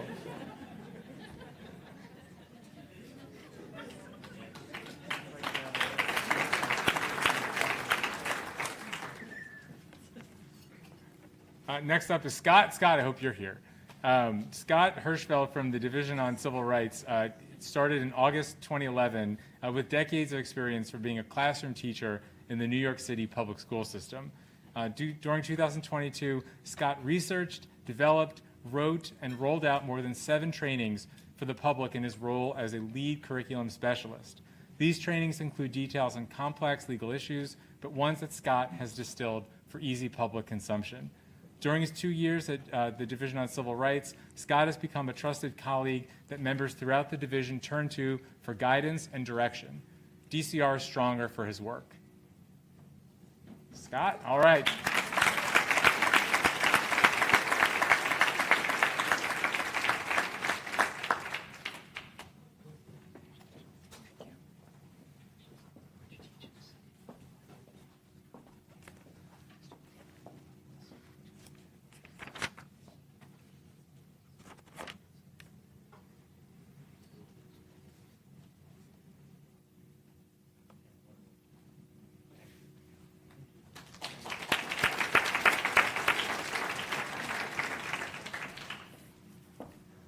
Our next award winner is Jillian Spellman. Jillian joined the Bureau of Securities at precisely the right time, as the unit has had to ramp up its work in response to, among other things, the newly enacted Senior SAFE Act, which is designed to protect older and otherwise vulnerable investors. Jillian remains undaunted by the complex nature of the work and brings the perfect temperament and spirit to overcome these challenges and help protect New Jersey investors. Simply put, she never quits to help people. Jillian, please join us.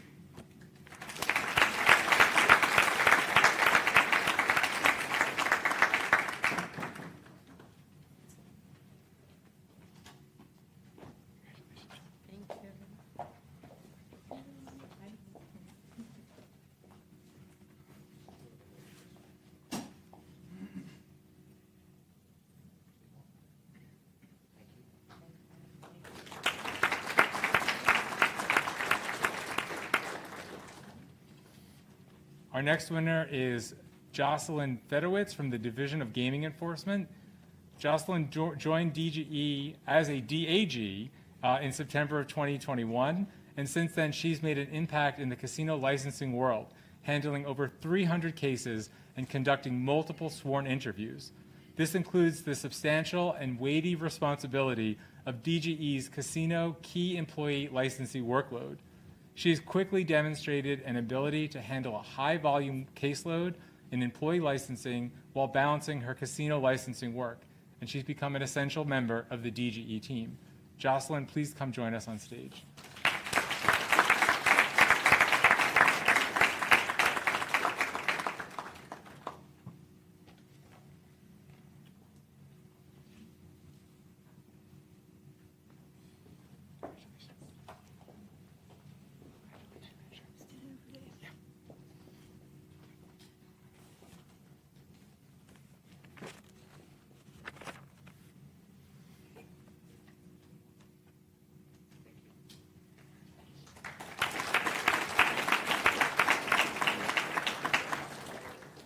Our next winner is Kim Cataldo from the Office of Justice Data.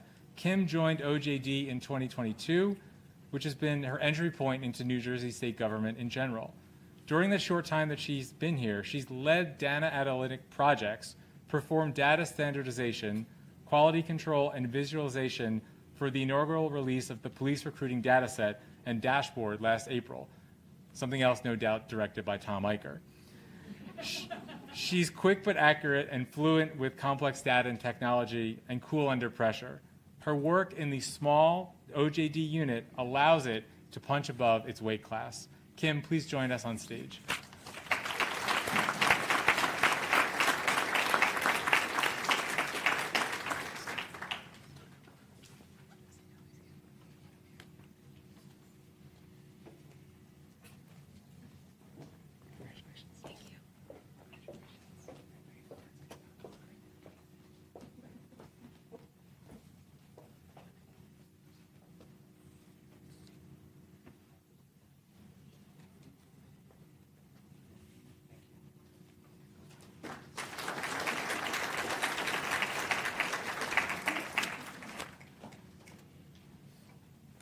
And our last award winner in this category is Diana Tadros from the Victims of Crime Compensation Office.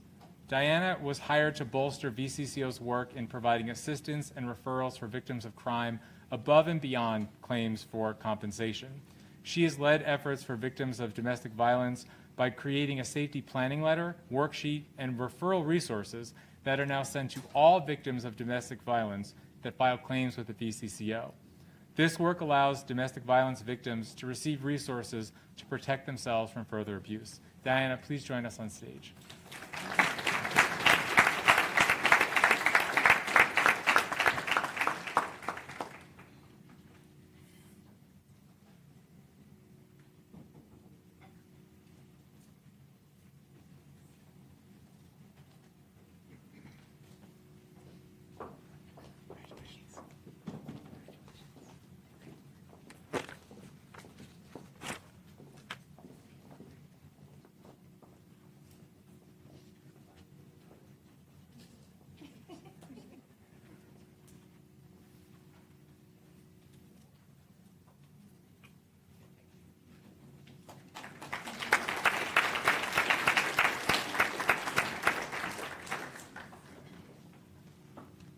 Our next award category is the Attorney General's Award for Exceptional Management Ability, Implementing Creative Public Safety Initiatives, Success in Landmark Litigation, Exceptional Law Enforcement or Investigative Work, or Outstanding Outreach Initiatives.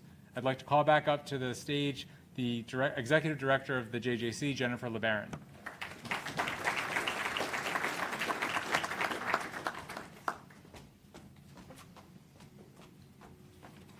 So since we're doing so well on time, John, if you just indulge me for perhaps an extra minute, because this particular award allows the JJC to showcase directly the profound impact we're able to have on young people when we all come together to do the right thing. So I'm thrilled to recognize our Youth Worker Apprentice Program team. Providing access to meaningful employment opportunities is among the most effective strategies for ensuring the long-term success of justice-impacted youth. But it's often challenging to find employers in skilled professions willing and able to provide jobs to young people who are system-involved.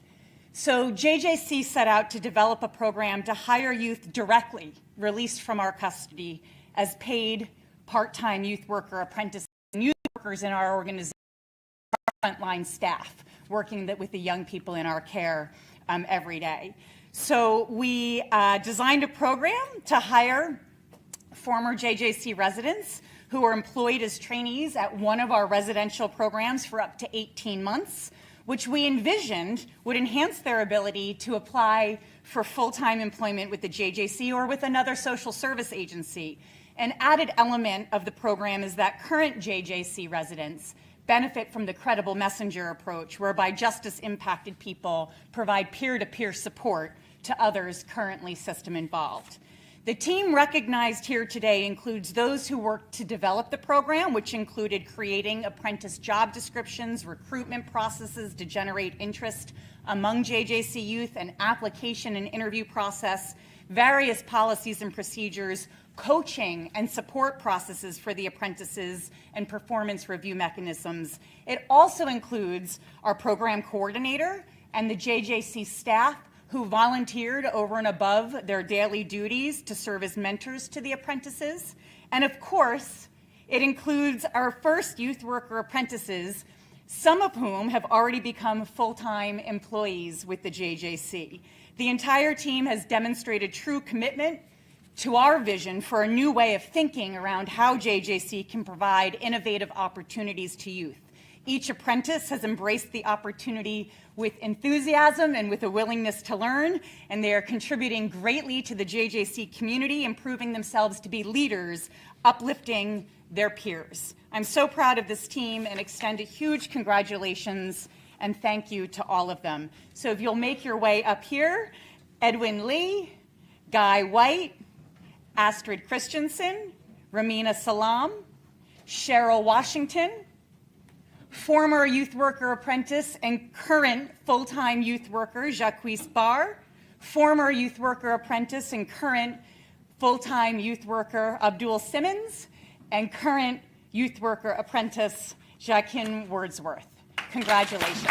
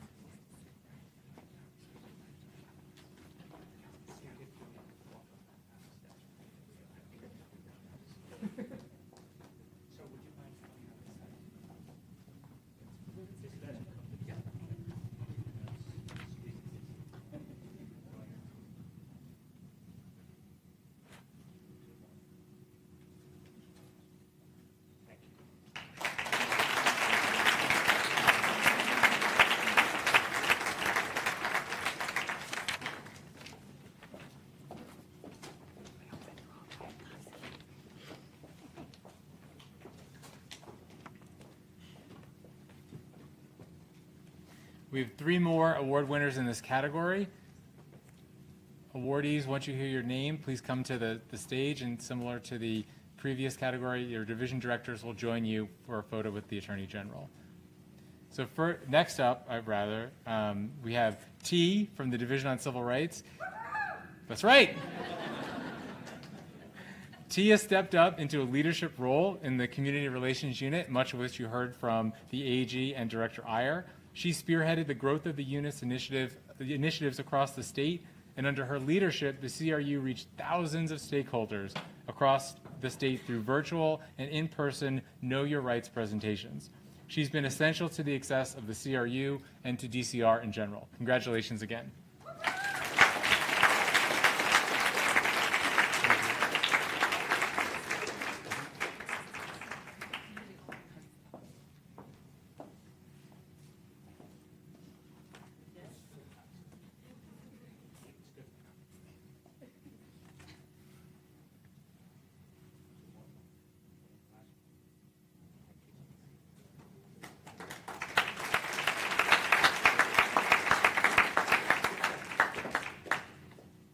Our next winner is Vishal Patel from the Division of Gaming Enforcement.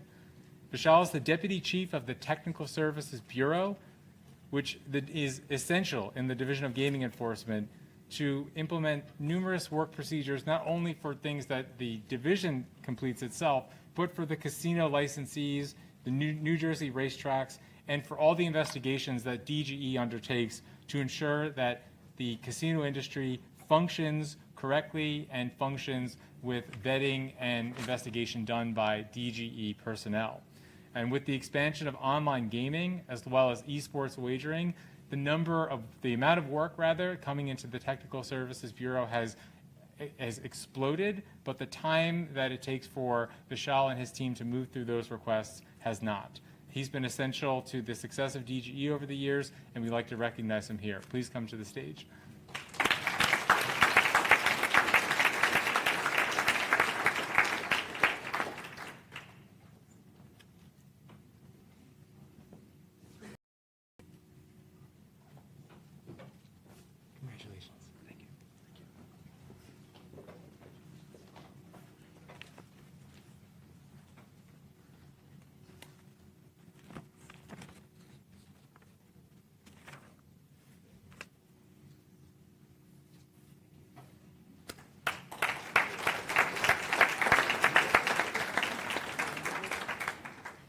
Our next award winner is Kelly Boyd from the New Jersey State Police. Kelly, among other things, has been a tireless champion of the state's most vulnerable populations. As NJOEM's lead planner for individuals with disabilities and others with access and functional needs, she is a dynamo for inclusive planning that transcends traditional emergency management templates. Through her leadership, just to give one example, she's made New Jersey a role model, and FEMA recently invited her to share best practices with New York and the broader region. Kelly, congratulations. Please join us on stage.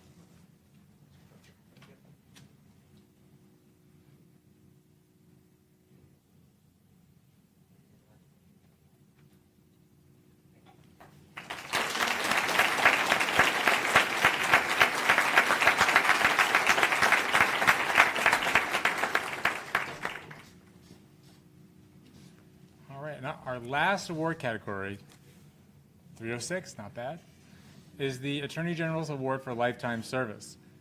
This award recognizes exceptional contributions by an employee with 20 or more years of state service who has demonstrated extraordinary commitment to the vision and mission of the Department of Law and Public Safety.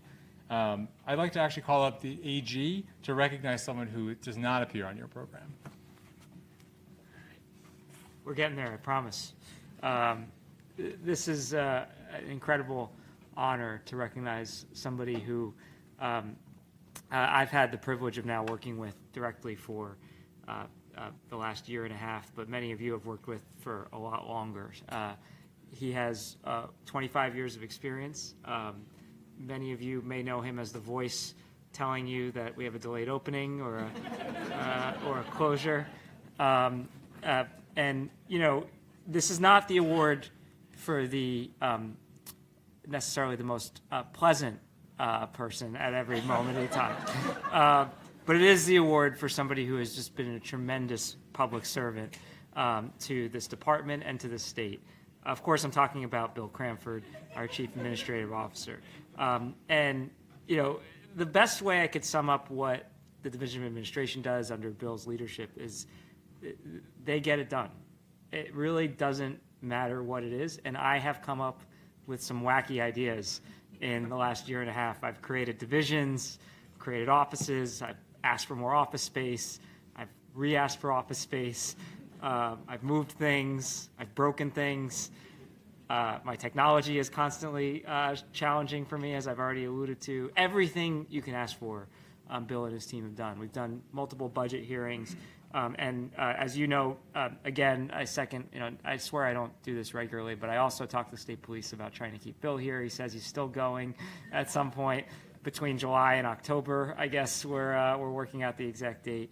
But he's been a tremendous servant, and every single one of us owes a debt of gratitude to what was built. I asked Bill recently, what the heck did the department do before there was a Division of Administration? And there wasn't really a great answer to that, to be honest with you, because I've seen a lot of large organizations. This is a large organization, 8,000 people across many offices throughout the state, and I've never seen one better run, and that's a testament to Bill. And you know, just to sum up why I love working with Bill, those of you who have never had the privilege of sitting through a budget committee hearing, as I now have done several times, I've never had a root canal, but it's something worse than a root canal. And so we finished up our last one, and Bill, you know, this is the budget week, so he loves this week. And we finished up our last budget hearing, and it was 4 hours. Not by my choosing, I assure you. It was 4 hours. And so Bill looks at me, doesn't say, "Great job." She says, "My last one, you had to make it 4 hours?" But that's why I've enjoyed working with him. His great sense of humor. He stood up for people in this department and made served as an ally to them, and helped build a really great place, and is leaving a big hole. So we're going to miss him, but congratulations, a very well-deserved honor.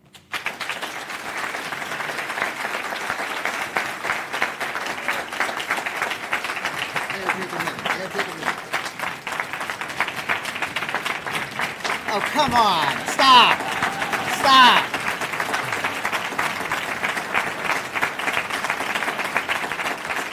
Thank you very much. I just want to say, I am only as good as the team behind me. And administration has terrific managers and terrific staff on the front lines doing a hard job every day. So just thank you. But I'm only as good as them. So thank you again.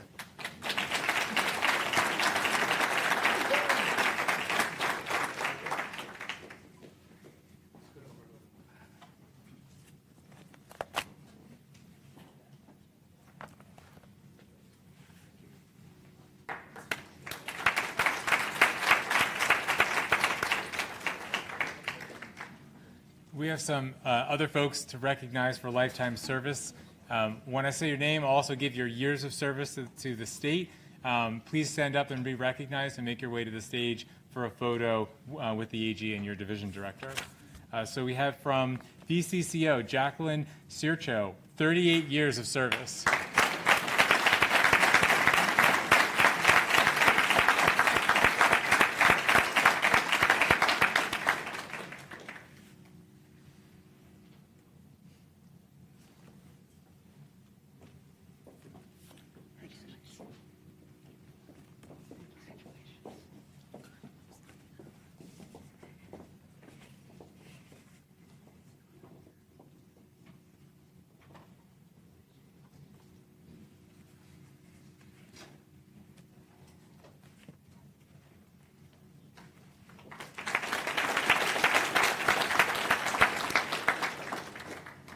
From the State Police, Lori Richardson, 35 years of state service.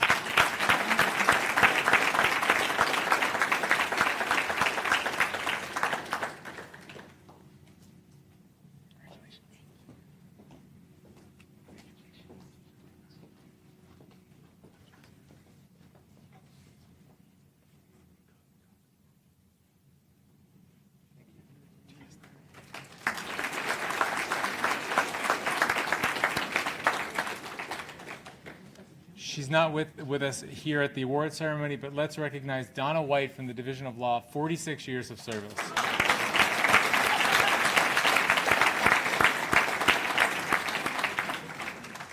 From the JJC, Jeff Janae, 37 years of state service.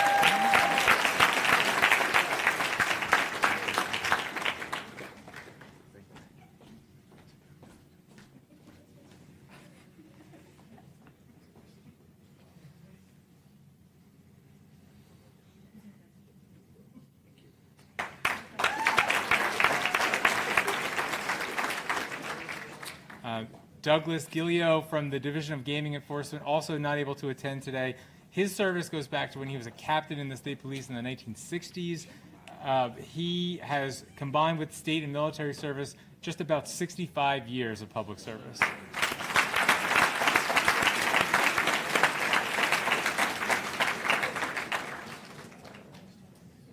Tina Stanley from the Division of Criminal Justice, also not able to be here today. She has 40 years of state service.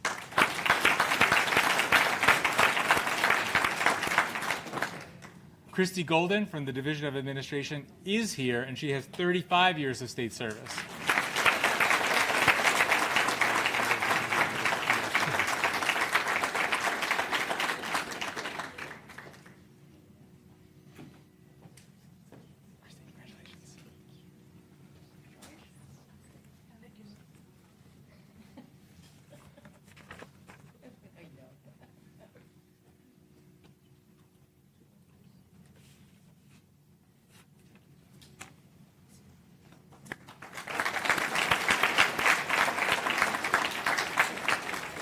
And from the Division of Alcoholic Beverage Control, Jaquita Cribb, 30 years of state service.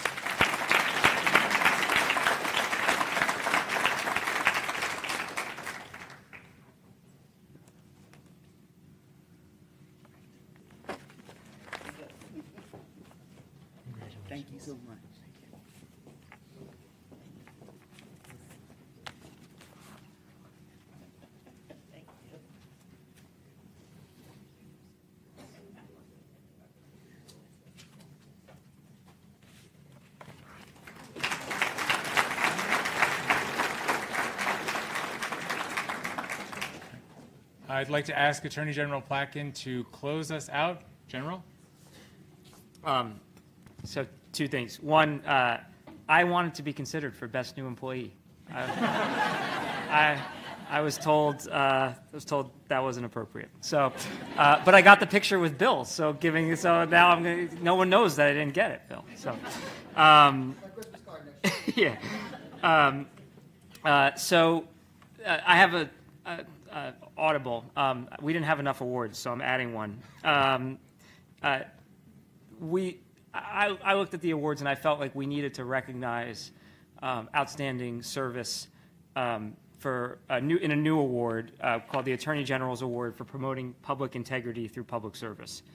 This is an award not listed because it's new, and it's an award that I look forward to us presenting every year.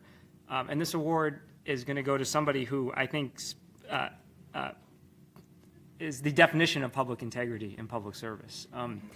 I did not know Director Eicher before I came into this job, which is a good thing because I worked in the governor's office, and you don't want to come across Director Eicher when you're working in politics. But I have gotten to know him incredibly well over the last year and a half, and everything that's said about him the positive is true. There is nobody more committed to the integrity of those in public office, whether it be a powerful politician, a law enforcement officer, a public servant of any kind, than Director Eicher. And he has lived it. You know, he had a long career in the federal system, could have easily gone off and done whatever he wanted to do. But instead he came to the state and built an office here that is doing extraordinary work, challenging work, very sometimes high-profile work that holds people accountable, but also lifts up and reforms institutions and policies that need to be reformed in a state that is leading the way on those reforms. And the best thing I can say about Tom is that he's been doing this for a while, but his energy and his enthusiasm for continuing to make this state better is unparalleled. And he's a constant source of ideas, even ideas that don't even relate to his work, but certainly in his line of work, nobody is constantly thinking about how do we innovate, whether it's, you saw him up here with the licensing program, our use of force policy, which he oversaw, the revisions to, which are groundbreaking, internal affairs work, our fatal police encounter work, which is some of the most challenging work you will see anywhere in the country. There's literally no other state that does it like we do. He oversees that. Obviously, our high-profile corruption investigations, which are the most challenging, and yet, in my opinion, among the most important work that we do. And I could go on. But through it all, it's a constant commitment to public integrity and to holding ourselves to the highest possible standards. Lindsay and I, who get to work very closely with Tom, joke, if we screwed up, Tom would be the first one to hold us accountable. And that's exactly who you want in this position. He calls balls and strikes, he treats everyone fairly, he cares deeply about those doing this work, and he's had a tremendous impact on our state, and I would say he's had a tremendous impact on me. So I want to give the inaugural Public Integrity Through Public Service Award to Director Tom Eicher.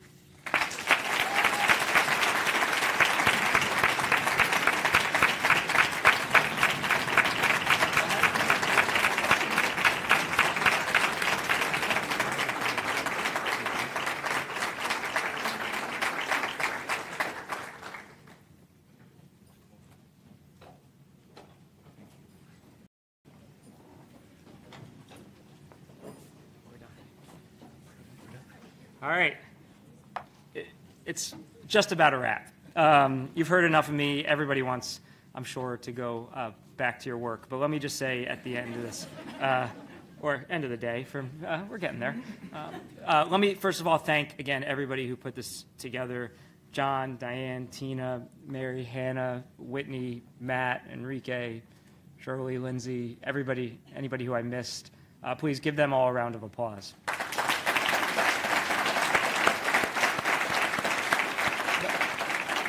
By the way, I was watching. I don't think a single certificate was awarded to the wrong person. That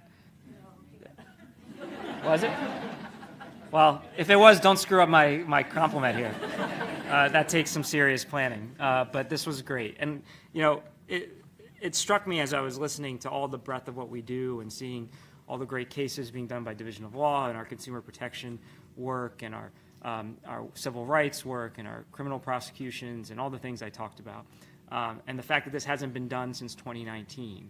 And you think about what the world looked like in 2019 and what the world looked like in 2020 and 2021 and 2022 and now 2023. And that is that there have been some real changes. And we've reflected that, you know, in the awards that we gave. We were awarding for work done at JJC during COVID, and I don't even think anybody knew what Bitcoin was in 2019. And you know, well, maybe some people did, but I probably didn't. But all the work that has happened over the last 4 years is extraordinary. It's my third job since 2019, so I don't know what that says about me. But more importantly, the work that you've done over the last 4 years, and certainly over the last year and a half that I've been here, is extraordinary. And I wish I could say it stops here, because it doesn't. There's still far more work to do. I know you all know this, but I hope you leave this, and for your colleagues in the department, leave this understanding how impressive it is what we're doing day in and day out, and appreciate the great privilege that we have to serve the residents of this state. And I have the great privilege of serving those residents with you. So thank you all. I wish you all a very happy 4th of July, and enjoy the rest of the day, and see you soon.